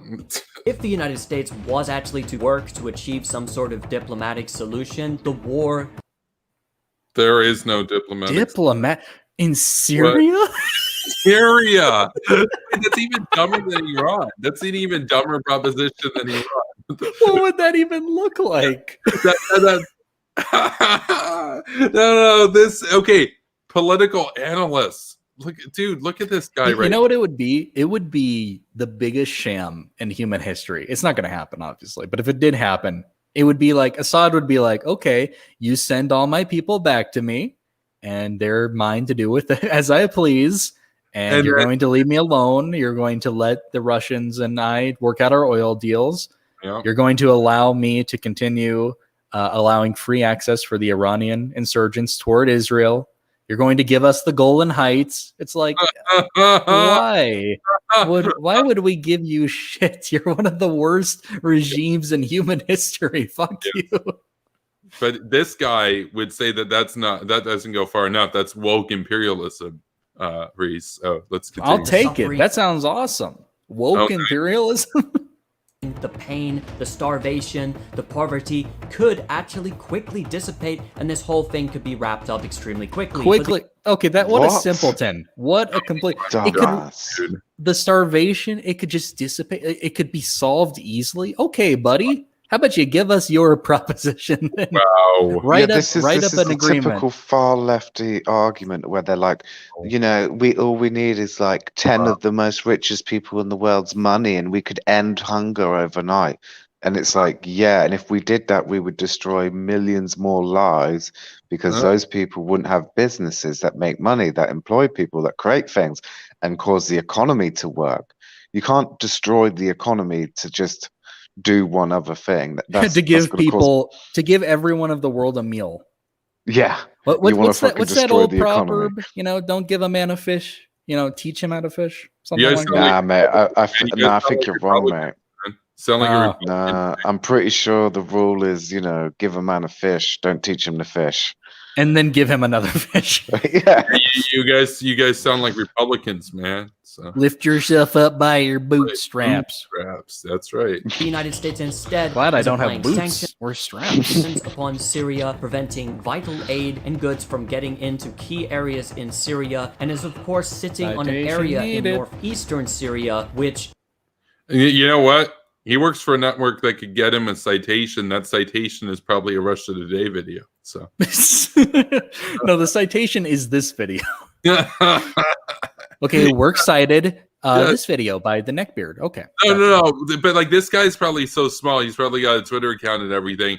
Like, okay, I'm just gonna note right now we're at 1 minute and 43. Oh, I thought it was an 8-minute video. It's only like 5 minutes, but it's so long. It's so goddamn long. Anyway, we're at 143. I'm going to go back to the beginning because, okay, Robert in like cash. I bet he's on Twitter, has less there than 5,000. There's his Twitter. And I bet, he's on Twitter. Oh. Palestine 47. 47. No. I bet Palestine. Is that supposed to be like a Philistine? What the fuck? I bet he has less than 5,000 followers. I bet he has open DMs, and you could ask him for a citation for his claims in that video. And there he is right there. Oh no, I was wrong. He's got 8,200 followers. And he does have open DMs. His Twitter is kind of goofy, so we're actually going to take a look at this because it's a complete and total meme. Put the link in the chat for the people who are lazy like me to go on Twitter and find it. I'm actually snipping his Twitter. The whole thing just gives off, it just reeks of edgy boy vibes right now, what we're about to take a look at. This is amazing. This is embarrassing. But it's amazing. If we were to ask him for a citation for his claims in that video, he would unironically 100% send us a link to this video. So I guarantee it. Dude. I freaking guarantee it, man. Anyway, for all of you folks right here, who are watching us tonight, we have his Twitter account, and wow. Yeah. No. Like what? Okay. There he is. Documentary filmmaker, journalist, writer, Middle East analyst, location Palestine. I doubt it. I really doubt it. That's him. Okay. Hashtag Palestine so white. Amazing. Okay, we were at 143. We'll go back to 143. Yeah, it's quite enough of his Twitter. is where the oil is in the country. Coincidence? There's not. There we go. There's the meme. Oh my God, this is so dumb. There's not much oil in Syria at all. What the hell is he talking about? Yeah, that's because we didn't go to Syria for oil, for Iraq, crude oil. And Iran. Dude, Syria. What? Oh my God, dude. Oh, I suppose it's just a coincidence, Kevin, that we happen to be occupying the oil-heavy zone. What do you have to say to that, neocon? I say, Syria doesn't have crude oil; it only has olive oil. That's why we're really there. Okay, olive oil. Let's continue. Maybe. Now, if we put aside for a moment the virtue signaling of the Joe Biden. Virtue signaling? Hang on, what? Dude. I've been far left trying to take something that the anti-SJW people used. Can please dial down the Nas bowling, my dude. That's enough of that. Virtue signaling? The dude's all about diplomacy and everything. Like, come on, dude. Okay. Come on, man. Look pure. No, this guy's just spewing malarkey, and I'm not going to tolerate it. This is a no malarkey zone. So much virtue signaling, am I right? Look at this virtue signaling whippersnapper with the malarkey. Man. With the malarkey. Malarkey, man. Okay. At what it is doing for a second inside of Syria, we will see that the United States is involved in 2 key areas. The Al-Tanf region, where it has proxy forces and a basic no-fly zone over that region. That there strategically is used by the United States as a supply route and could have other purposes inside of the war. And just other purposes. Other vague purposes. Other purposes. It Such sounds journalism. No, it's just this guy's a big walking meme. Okay. Keeps the war ongoing. When we look at the other area. Dun dun dun. Wait. That was like 2 of those cringy edit clips almost back to back.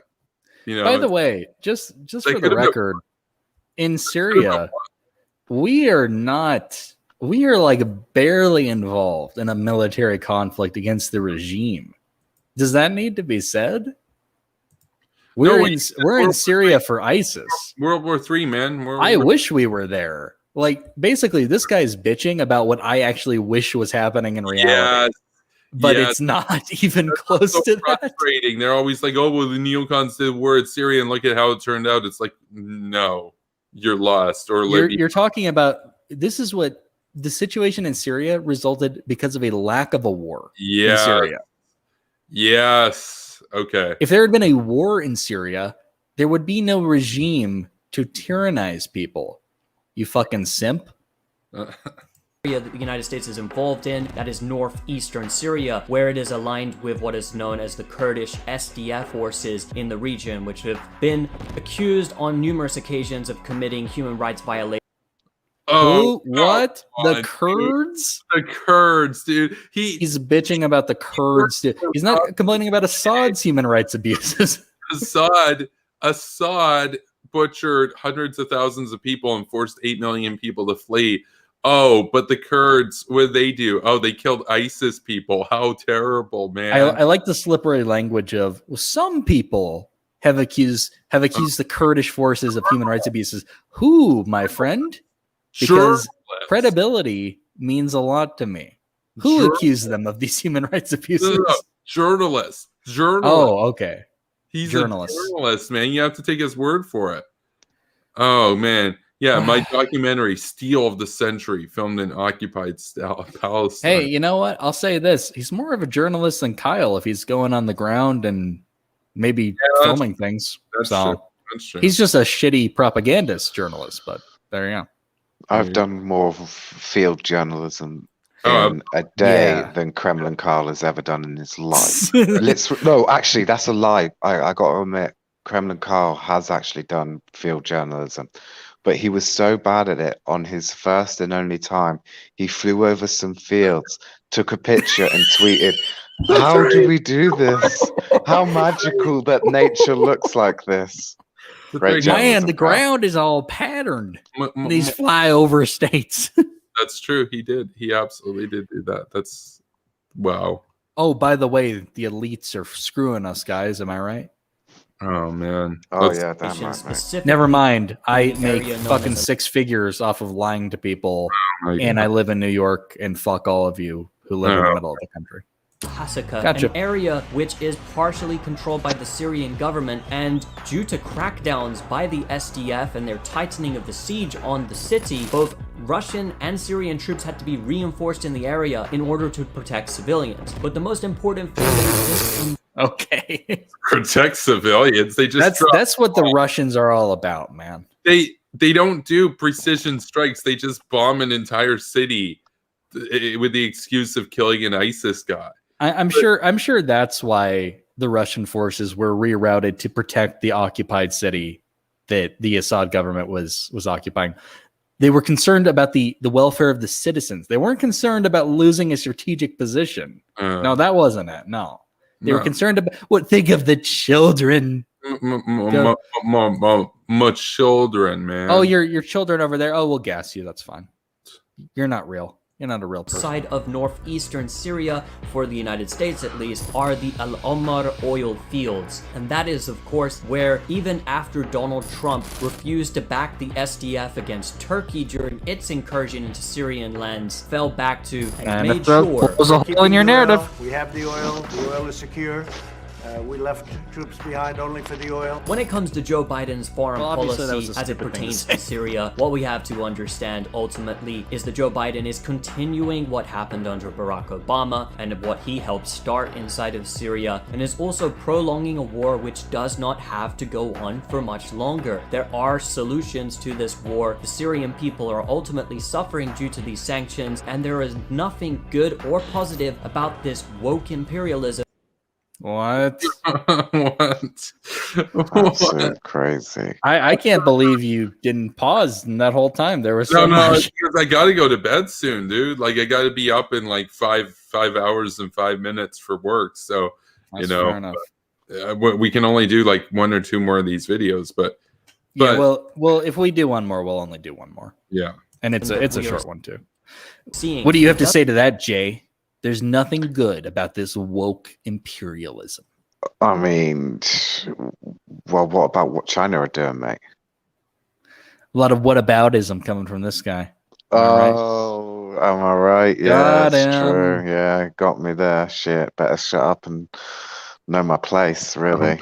I love how he was complaining about the SDF, and then he basically contradicts himself about the U.S. being an imperialist power, saying that the previous administration didn't support the SDF, was withdrawing troops from Syria, basically left the Kurds to the Turkish forces that came in, said, fuck you, Kurds, we don't care about you.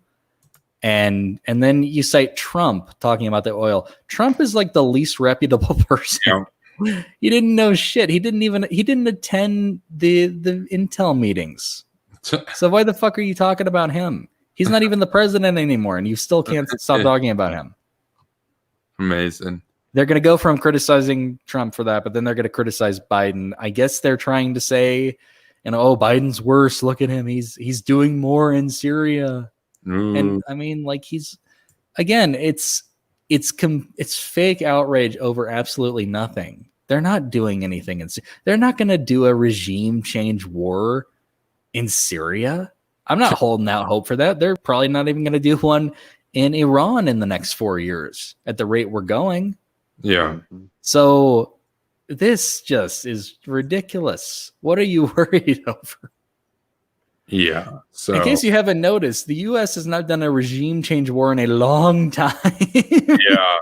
Let's continue on with it. Doesn't matter who is dropping the bombs. I don't believe that if Iraqis just turned and looked at Colin Powell and Condoleezza Rice, they would have been all right with the invasion of their. Dude, no. The guns are so freaking obnoxious. Holy shit. Did you hear what he said, though? No. I couldn't get over how dumb the cuts were. I missed. Get over the cuts, Kevin. We're past the cuts. Embrace the cuts. Okay, he basically is saying it doesn't matter where the bombs come from. Yes, it does. But other than that, he's saying that if you were an Iraqi citizen during the invasion, you wouldn't have thought, oh, well, look at Condoleezza Rice and Colin Powell. It's okay. He's basically saying that the black members of the Bush administration were diversity hires. How fucking racist can you be, my dude? Dude. I mean, like, we don't even look at those people. We're not like, oh my, look, it's a black. It's one of them blacks. Dude. That's what go back 10 seconds. I'm not wrong. I'm not wrong. Who is dropping the bombs? I don't believe that if Iraqis just turned and looked at Colin Powell and Condoleezza Rice, they would have been all right with the invasion of their country. It makes little to no sense. That's what he's saying. Yeah. Tell me I'm wrong. No, you're 100% right, mate. That's actually what he's saying. What the hell? It's like those memes where the drone's going over the desert and it says BLM on it. Yeah, he's basically doing that meme. He's doing the meme. He's doing that meme. Like, imagine this plane, but with like an LGBT flag on the tail, basically. Yeah. What a shitlord. Wow. See, at least he's doing the memes. No. Everything about this guy, like his cover picture and everything here, his stance, it's all like 2015 anti-SJW vibes. Like this guy, dude. Yeah, very, very sus to say that after you complain about the Biden administration's virtue signaling. Oh, God, dude. Okay, let's continue. Unfortunately, though. Oh wait, no. Hold on, Kevin. You know what the people in Iraq would have thought at the time? Oh wow, I'm actually going to be liberated. I'm going to be free. I'm not going to be, you know, I wouldn't just be 5 minutes away from death at every moment of the day. Yeah, that's what they were thinking. How about you go ask them? How about you go interview the people who tore down the statue of Saddam? See how they felt. Makes little to no sense. Unfortunately, though, many people are brainwashed by the identity politics that we're seeing. What on, dude?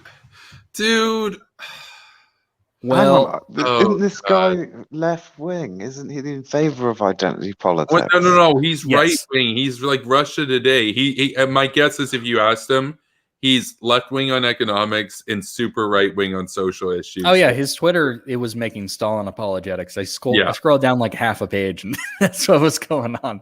But no, I mean, you know, Nazbol is a thing.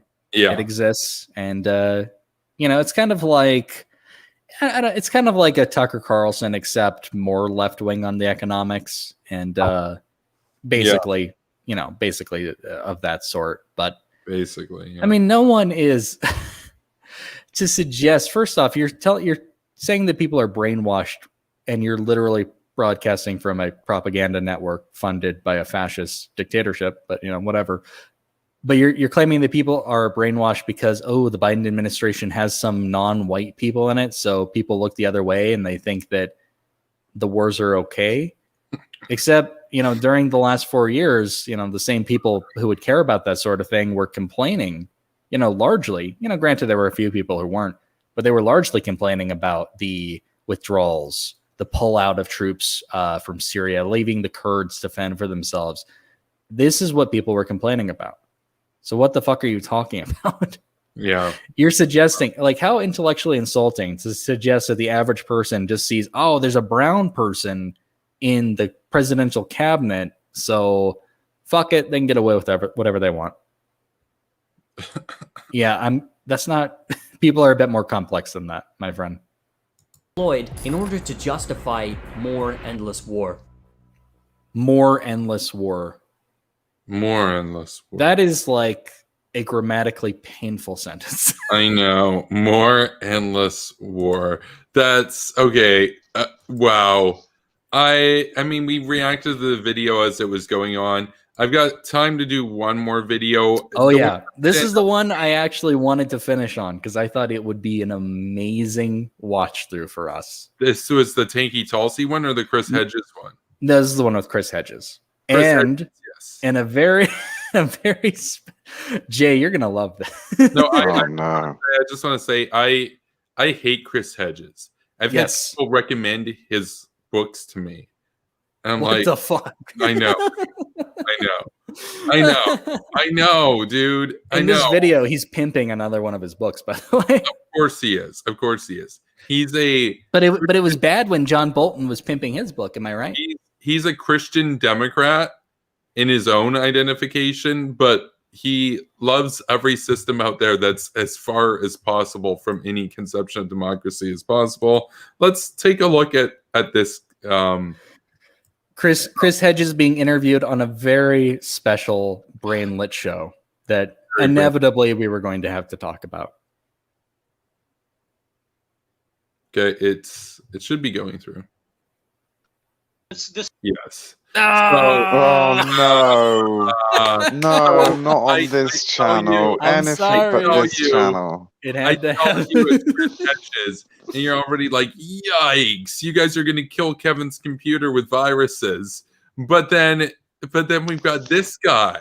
So you thought we were going to have some fun with Chris Hedges, but you know what? It's double the fun. We got Neckbeard Jimmy. Yeah, I can't even decide who's worse, really. No, I can't. There's no winner in that contest. Jimmy would seem to most people as the go-to answer because the stuff that he says is just so blatantly whack. Chris Hedges is a more polite version of Jimmy Dore. They say the same crap in different. In case you thought it was bad enough, you're going to have to watch these guys. We have to watch these guys do a circle jerk of each other. Yes. Some of the language in this clip is bizarrely cringe. So let's take a look. This is a collective suicide. It's a suicidal ride. Okay. A suicidal ride. Already. Chris Hedges is like one of the most boring people I've ever. Boring, dude. He's snorting boring. And then, it's like a suicidal ride. Then we have Jimmy, and again, let's bear in mind that in contrast to that edgelord that we just watched, Neckbeard Jimmy actually does make a lot of money. He just bought a $2 million house in Beverly Hills. So this is an incredible grift that we're about to watch. But let's take a look.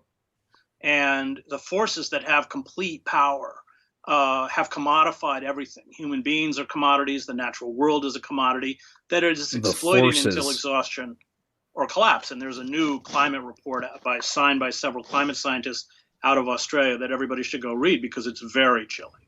And they just lay it bare. These people, quite literally, these people will kill us. And they will kill. They certainly will, not just us, but they are snuffing out the possible. Okay, his bookshelf needs some organization. It's better than what we were dealing with before. Better than what we were dealing with before. But like, what the hell is that emoji rank thing in the background? Oh, I guess that's the app that he's using. Is that okay? Yeah, I'm such a zoomer. Pick an emotion, Chris. It's hard for you to show them. I know. So he's talking about some climate report and how it's doomsday and we're all going to die, basically. Ability of the next generation. I'm not talking about, my grandchildren. I'm talking about my kids. And they have to be stopped. It's why I'm such a strong supporter of Extinction Rebellion. And the only whoa, hold on. Extinction. Wait, we'll just go back a few seconds. Have to be stopped. It's why I'm such a strong supporter of Extinction Rebellion. Extinction Rebellion. I hate Extinction Rebellion. I'm a big advocate for the environment and everything. Oh yeah. I hate Extinction Rebellion. They are the worst activism group within the green, saving the planet sort of political wing, basically. They're worse than fucking Greenpeace. And Greenpeace cause enough fucking problems as it is. I think it's bad enough.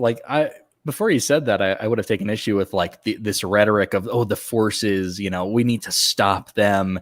Like this idea that there's these evil people ruling society and they just want to destroy us. The far left and the far right have this in common. There is an evil group. The far right, it's the chosen ones, and the far left, it's the big corp. Yeah, the tribe. It's basically the same people. Let's be real. Are we talking about? Are we talking about the Coast Salish or the? I was talking about the Navajo. Just the Navajo. Okay. Totally accurate. Navajo. That's the tribe we're talking about. Folks. You were getting at this earlier, Jade. Let's take all the money from the 5 richest people in the world, divvy it out, and give everyone food. Except, it's kind of the same thing here, where you have these industries that are built up. You have industries that we need. The population is totally reliant on that. Yes. Do some damage to the environment. Yes, they do some damage to the ozone layer. And there are ways of combating that.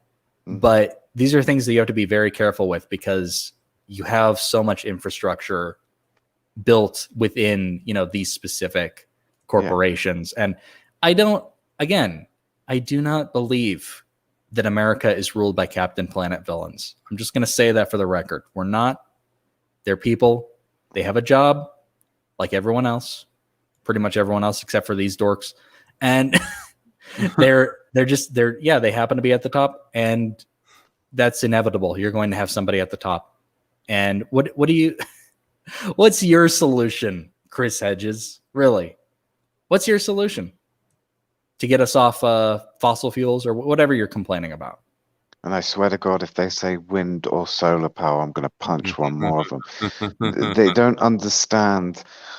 Well, first of all, they don't seem to understand that the sun doesn't always shine. Well, the sun does always shine, but it doesn't always shine in the area you live where you need the power, right? And the wind doesn't always blow in the area where you need that power or you live, yeah?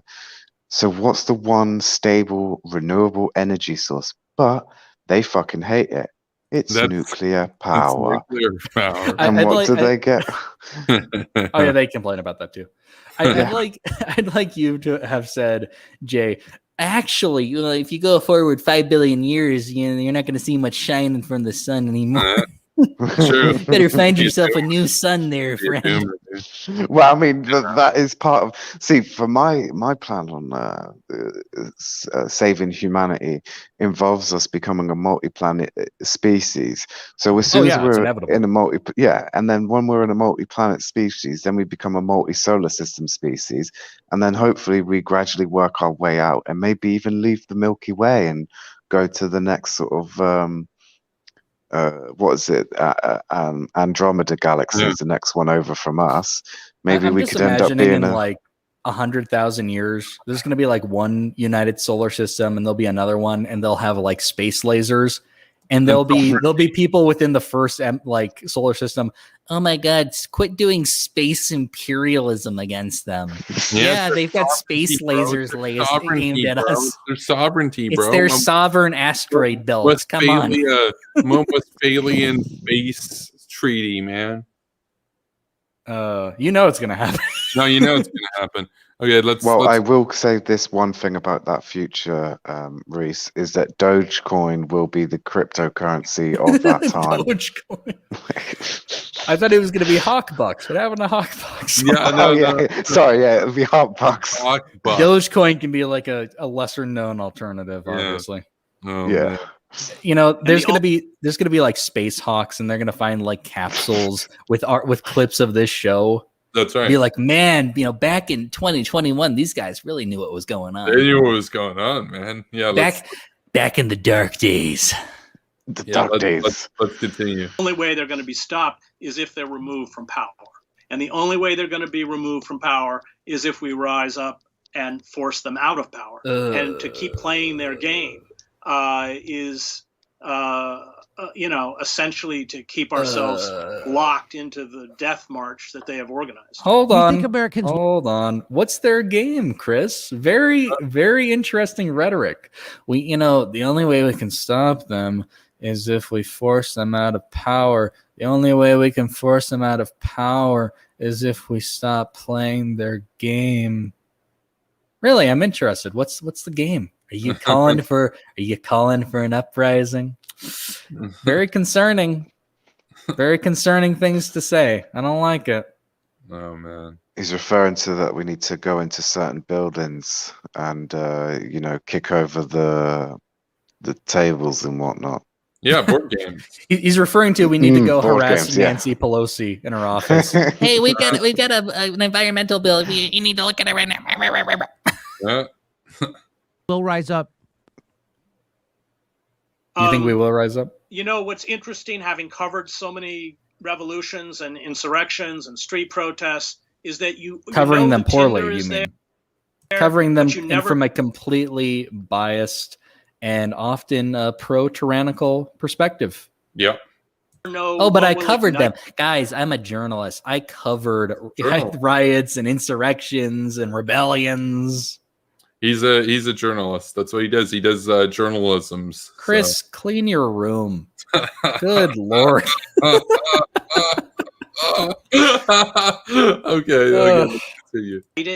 And you never know what it will. No. Okay, Jimmy just is like naughty. Is like Jimmy always has like this very mischievous sort of smirk because like he knows he's making completely indignant. Like no, like he knows he's making thousands of bucks right now to post. Yeah, and for this clip, he's just like, man, I just get to like sit back and make money. Like I don't even have to work for it. He doesn't even have to work for it. Look like when it is ignited.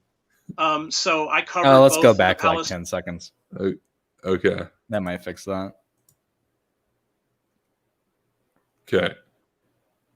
Do it. I'm trying, man. I You swear. never know what will ignite it. It's those viruses and you you never put on the computer. Like this clip killed my computer, dude. I don't know if there was going to be any clip that test did it. is that you know the tinder is there, but you never know what will ignite it, and you never know what it will look like when it is ignited. So I covered both of the Palestinian Yeah, let's try to. Oh God. Okay, hold on. We need to go back. uprisings, the intifadas. Go back, What triggered Kevin. The first intifada Go was back car like 15 seconds. accident. So I covered both of the Palestinian uprisings. No, the go back intifadas. again. But Sorry, what's we missed interesting, something having important. covered so many revolutions and insurrections and street protests, is that you know the tinder is there, but you never know what will ignite it, and you never know what it will look like when it is ignited. Hold on. So I Hold on. Is Chris Hedges an award-winning journalist by chance? Yeah. Okay, I had a feeling. So all award-winning journalist Chris Hedges talking about. He's asked, "Do you think people will rise up?" by Jimmy Dore, and he says, "Well, you can never really tell with these things. The tinder's there, but you never really know what the spark's going to be, and you never know all the factors involved." Thank you for fucking nothing. You told us absolutely that was award-winning journalism.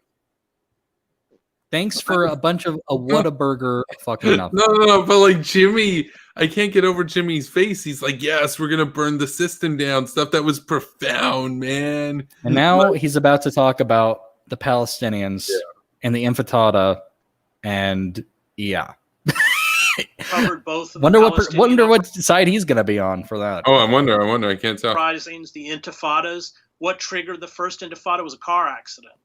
A bus or an Israeli truck hit a van full of Palestinian day workers, and people had just had enough. You got something to say, Jay? Do you disagree with this man? Yeah. Tell us. But what? I don't even know where to start with that statement, really. It was started by a car accident, man. Which, by the way, if that was true, that would not reflect well on the intifada at all, which was a completely anti-Semitic, religiously zealot crusade to purge the Jews from the region. Apparently, though, that's an uprising, according to Chris Hedges. No, I'm sorry. It's a peaceful demonstration, mate. You mean peaceful demonstration? And he's clearly a very well-versed historian. Well, what do you think it was, Jay? What do you think started the intifada? What do you know? You're just a dude. How many awards do you have? Yeah, he's got journalism awards, man. Call yourself a journalist? I've seen you at the Antifa rally. There we go. That's true. Never tell what ignites it. I think the tinder is there. I think the problem is that the left is so decimated that the backlash may be a proto-fascist right-wing backlash. That's my fear. But those people are victims too. They may. Oh God! Here we go. Racist. Here we go. Hold on, Kevin. Here we go. This is when we get into the fascist apologia. Yeah, I know. Surprising on the Jimmy Dore show. It never happens. Oh wait, it happens every fucking week. There is such a fetish among these people to quote unquote humanize fascists, even though they haven't been dehumanized.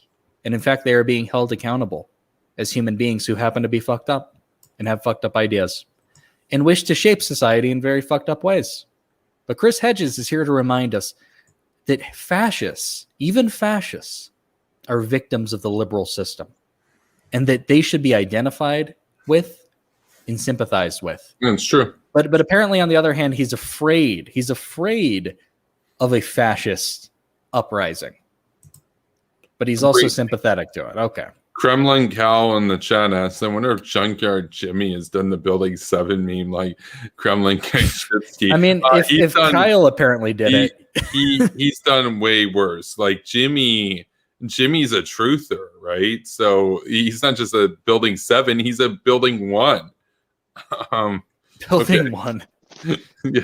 Language and that I have spent my life fighting against, but their pain is real. Their suffering is real. Their betrayal is real. What? The meaninglessness that is gripping. Well, he's right about one thing: the betrayal to their nation, for sure. Like, we got actual fascists. Yeah. So apparently, we're supposed to sit here and look at like the QAnon shaman and be like, "Man, what happened to you? Like, what? How were you betrayed? What pain Guys, have Q you gone was through?" right. Q sent me. Q was right. He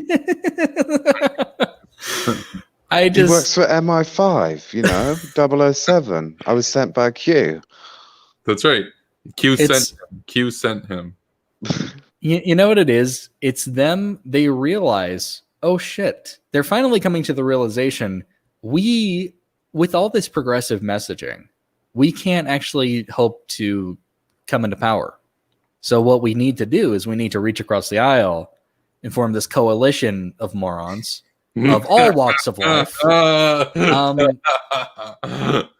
Good luck with that, because and you might think that would get you more votes. Really, it's just going to make you a bigger target, and you're going to get even more shamed by the mainstream media. Rightfully, by the way. Again, it is such a fetish with these people. Hey, Reece, it's not rightfully, man. That's just the cathedral keeping you down, man. It's just the cathedral. Well, a cathedral's heavy. I don't know what to tell you. It would keep you down. It would Wicked Witch of the East you. No, okay, man. That's for those of you watching tonight. That's a reference to some stuff that came up in the debate earlier on. Oh, that's right. Channel. A basically neoliberal, classical liberal using neo-reactionary language. Hilarious. I just look at Jimmy's face. Like, again, he's acting incredulous. Jimmy, you do this all the time. You bring on far-right activists onto your show, and then you're like, what? Whoa. We agree on a bunch. We agree on fuck the Jews. I agree. We agree on fuck American interests. We agree on fuck the West. We're not so different, you and I. You're a person too. But then you seem to be shocked when Chris Hedges is saying the exact same thing that you say every week. Like this is the ambassador's reaction to everything we're seeing. Their lives is real. Their loss of hope is real. They've suffered. They've watched their families suffer. They watch their children. All of that is real. Now, dear God, hold on. Like, this guy shills for Assad, a guy who's like literally killed hundreds of thousands of people and forced 8 million people to leave their country, not just their home, their country. Chat, do you see what I'm saying when I say this guy is boring as fuck? Like, he's just repeating himself over and over. Their pain is real. Their betrayal is real. The loss of family is real. The loss of jobs is real. The loss of hope is real. Like, shut the fuck up. He's a pretty charismatic dude. He's a pretty charismatic dude. Say something engaging, Chris.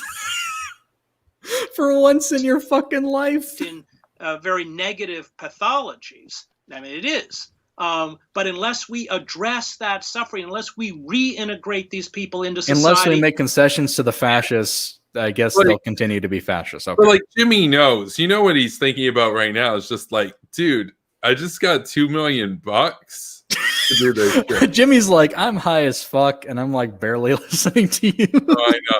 I know. Like, because just keep talking, fill out the time. Normally, Jimmy's got like high energy against the establishment, man, but now he's just like, I'm gonna just coast and get paid, man.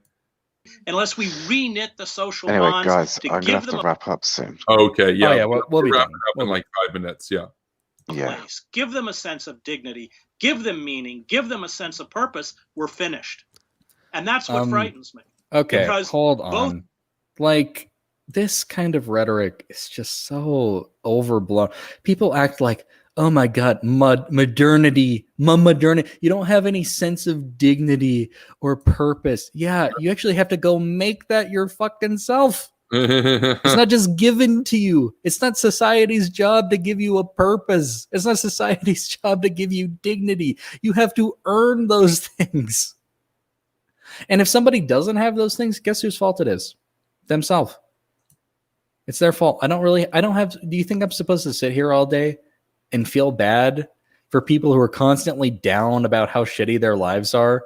And they're like, oh, it's all over for me. I don't care. I'm just gonna raid Capitol Hill. Fuck it. There's nothing else to live for. No, it's our job to reach out to those people. Like you don't even have any luck convincing someone of your position in an internet debate, whether it be on stream or on Twitter. What are the hopes of getting through to QAnon shaman? What are the hopes? Give us some numbers. I know you guys are big on numbers, big numbers especially. Big numbers. Hashtag big numbers. What are the hopes? Spooky, scary numbers. Like 1 million. That's a lot, dude. 1 million barrels of oil. And it's basically like we need to restore dignity to the American people. We need these fascists on our side if we ever hope to win an election of any worth. And so what are we going to do? We're going to force the system to make these completely unrealistic concessions to us. Basically no more billionaires, nothing like that. Oh, we lost Jay. He might have had to go. Oh, wow. That's okay. He might come back. Oh, yeah. Hopefully he comes back. But we do need to wrap this up very shortly. So. Yeah. Very, very unrealistic. Basically, like abandon all national security interests. No more billionaire class. It's okay. Good luck with that. It's not happening. Hey, Jay's back. Don't know what happened there. The Turks came for him. Yeah, and the Russians, and Assad, and the North Koreans, and Iran. I am actually quite surrounded by enemy states. Very, very, very. Yeah. Better keep your nose down. Yeah, got to keep it clean. The media, which I turn on CNN. It's just they can't stop insulting these people fast enough. And the Democratic Party is the same. Okay. What? Wait. Hold on a second. Joe Biden won the Rust Belt. What's he talking about? Based on what he was saying. So we're talking about far right populists with fascistic views. Imagine the kind of people who stormed Capitol Hill, neo-Confederates, absolute bottom of the barrel scumbags, accomplished nothing losers. And but you turn on CNN and they're being made fun of. How inappropriate. What did you expect? Well, you know what? It's actually worse than that, because you tune in to Superpower Broadcasting and they also get made fun of. So, man, these people, QAnon shaman can't catch a fucking break. No, I mean, okay, but like this was totally unintentional. I did a video on the Q shaman with that as the thumbnail. And then afterwards, like a couple videos later, or no, it was the next video without even thinking about it. I was doing like a clip where I was like making fun of somebody or something. So I put the thumbnail as me laughing. And Arthur's like, wait, what? Like, it's the same angle and everything. Like, it's the same reaction. I did not intend that. I think this guy is the wolf that lives in you. He made this meme.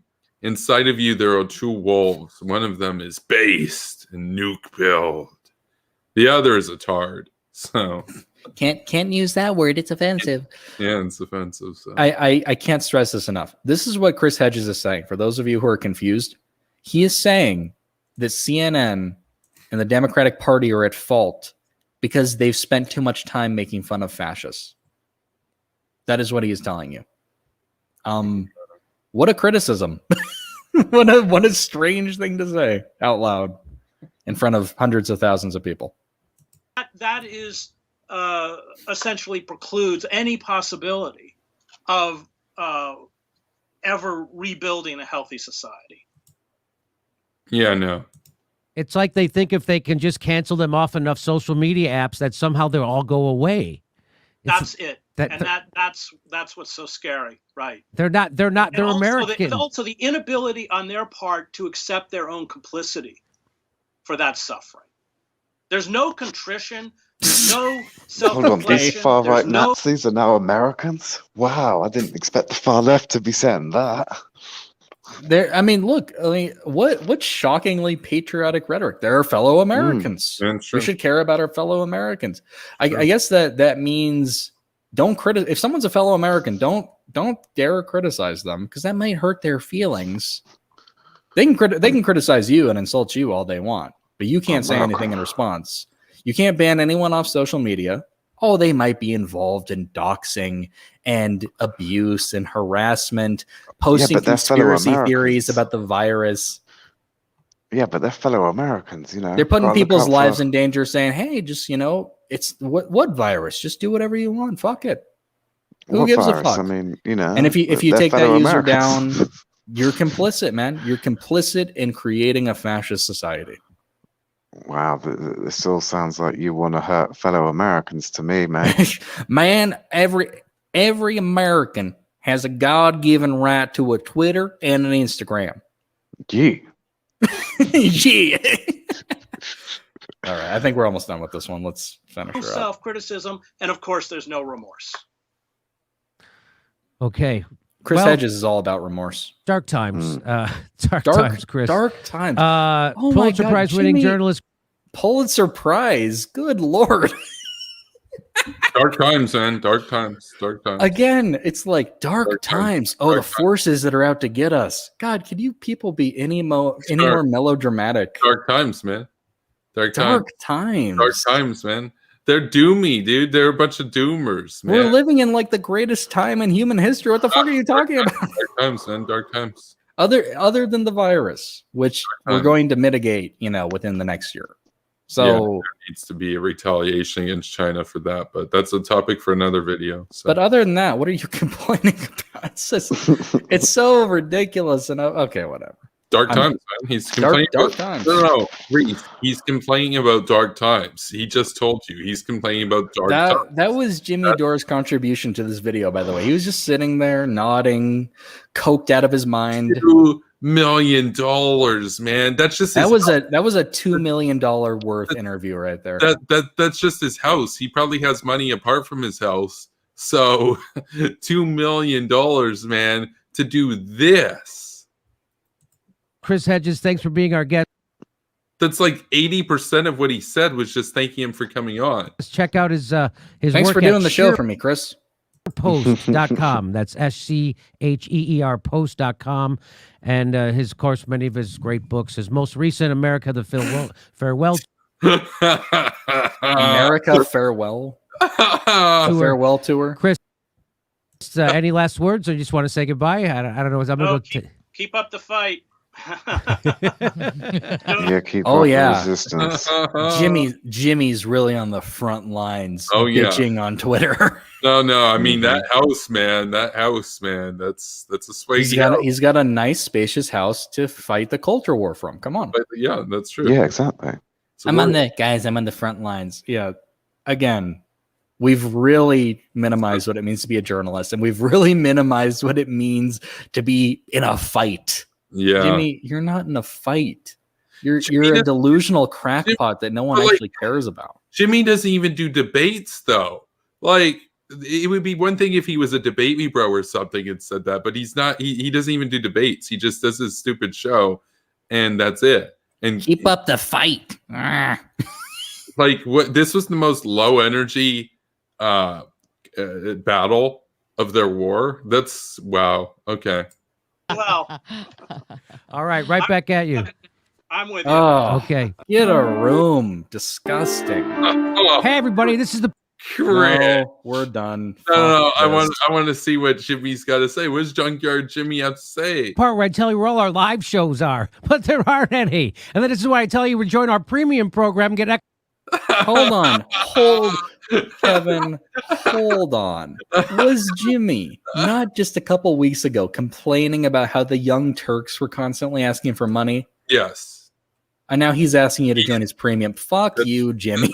That's why we got to play this, because it's so funny, because the dude's got a $2 million house and he's still begging for money. You're in no position to criticize anyone for e-begging. What the fuck? He probably has almost as high a net worth right now as Cenk Uygur, even though all that Jimmy did was basically leech off Cenk's business and then say that he was the one that made the Young Turks big, which is the dumbest thing. That's one of the dumbest things Jimmy's ever said, that he was the one that made Cenk big and everything. Yeah, maybe he got them a lot of views. Cenk made himself big. Womp, womp. You know, maybe the videos that Jimmy were on, they got a lot of views. They got a lot of views because Jimmy is a complete LOLCOW. That's right. Back in the day, we were always like, "Oh my God, Jimmy's on the panel." Good Lord! Every video I do that has Jimmy Dore in the name always gets more views than the amount of subs I have at the time. So, like Jimmy Dore is somebody that he has his fans. He also has people that want to see him get dunked on. He's a LOLCOW. So extra content, but nobody's got a fucking job. So just enjoy the video. Oh, there you go. Yeah, fair enough. I guess he's saying, "Hey, no one's got any money anymore." So don't Jimmy pay for Dore, my premium. Jimmy But Dore really pay for my premium. Yeah, Jimmy Dore comedy right there. By the That's way, right up there with Rave Dubin comedy. By the way, his comedy, he doesn't do jokes anymore. Like his stuff isn't funny. What are you talking about? That whole thing was a joke. That's true. That's actually okay. That's true. It wasn't false advertising. Sure. Fair enough. Yeah. So that's our show today, folks. We did better on the time. Folks. That's all, folks. Well, Jay, thank you for being a good true sport, and it's a pleasure as always. Sticking with us. We'll make sure to have you on again sooner than later, and definitely. We'll definitely include some links of yours in the description as well, in case people want to stalk your OnlyFans, all that. Mm-hmm. Any final thoughts from the War Kettle? When it comes to everything we've watched tonight, thank you for destroying my brain for today. I will struggle to do I work, warned so you. I appreciate that very much. Yeah, I don't even know how to process all of that retardation that we have watched over and over again.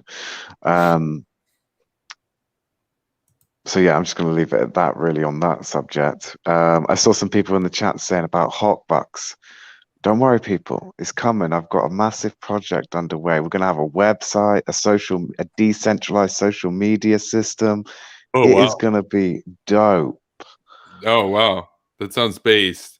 Oh wow. Okay. Before we go off air, Arthur sent me a logo that we can use because I replaced the background when we do this. He made a logo for Ghoul Gang Rising. We're actually going to bring this up. This is going to be great. Going to unveil it for the first time ever. Yep, unveil it for the first time tonight. You're watching Ghoul Gang Rising. Here we go. Let's bring this up. Come on. Here we go. It's loading. Boom. Ooh. Yes. Ghoul Gang Rising. That's so swag. That's so swag, dude. Because this was it before for the regular show. This is it now. Works well with the color scheme. Shout out to Arthur. Now I see it. That's beautiful. Yeah, no, it looks dope. It looks spooky. So spooky. That's right. It looks like, I mean, it matches Reese's basement right there. Mm-hmm. Yeah. It matches my brother from before. So also, speaking of that image, so if Kevin owns the copyright to these memes and stuff, what you could do is turn them into unique NFTs, and you could sell them on the blockchain and make them a limited supply. So you could say there's only 5. Like you could take your rarest of John Boltons and have a bunch of Bolton memes that are on the blockchain, and then have the ultimate rarest John Bolton, and like have only one digital. Well, I got a lot of rares, dude. I got a lot of rares, man. Like, I mean, but you could make them actual rare, like in the actual like blockchain network and stuff. It would be pretty cool. To be honest, I could just see me in Kansas just buying and selling NFTs to each other of the rare Boltons. Bolton coin, dude. We could like make a coin of it, dude. Like, what would you know about rare whore of the Mediterranean? What would you know? Well, yeah, no, I mean, that needs to be an account, by the way. Whore of the Mediterranean. Yeah, somebody get on that. Oh well, that account that makes all of the parodies, like anti SJW has been. This guy. He could do one of those. I'm sure that guy's listening right now. Make it happen. Yeah, he used to be a channel you should probably unsubscribe from, but he changed his name, so there we go. Yeah, lol. Okay. Well, any final thoughts, Kevin? Yeah, well, thanks for watching, everybody. We do this every week, and definitely make sure you subscribe to this channel because I do daily premieres and daily live streams, so you don't want to miss out on that. Additionally, of course, I do debates all the time and everything. We got a debate coming up tomorrow night against Kyle Frank, for example. He's with the anarcho-capitalist gang, so you know the neocons versus ANCAPs war continues, and so I know. And then we got Liberty Lockdown on Tuesday, and then we got Ace Archist on next Sunday. So and then coming up, there's a reason we're not watching any of their videos because I don't have the patience for such nonsense. Coming up in March, we've actually got a debate coming up with a very special hater of mine, one of the first haters of my meme page before I ever even had a YouTube channel. He's coming to debate me. And so it's not Richard then. No, it's not Richard. And he's going to be asking me when I'm joining the military, though. So that's going to be his argument. When you join it, Kevin. Oh, that neckbeard guy. That Tony guy. He's going to be coming here. That guy. I told him, wait, why do you look like Tom Segura's aborted twin? I saw that. Yes, that was owned. Because that guy's basically a man child, and his insults and stuff are basically grade 6 tier. It's pretty funny, and he's gonna come on here and do the meme that Daniel did, except unlike Daniel, who had not been aware of our community. I'm afraid. Sorry to interrupt, but yeah. Okay, well, have a good night. Let's go off. Yeah. Catch you all later anyway. Bye-bye. Yeah, we'll have a good one, my dude. Yeah, we'll wrap this up. So thanks for tuning in, everybody. Be sure to like and subscribe, and go and check out the War Kettle and subscribe to him, and go and check out Spooky Nukies and subscribe to him. Also, go and check out Kanzik Supreme here. He's got a YouTube channel out right now. So I mirrored his video today on this channel, so definitely go and subscribe to him. His first video is already a banger, way better than my first video ever was. So great potential from Kanzik here. And with that, we wrap up for the evening, and we will see you. Well, I'll see you tomorrow, but we'll be back for Ghoul Gang Rising next week. So take care, everybody, and stay based.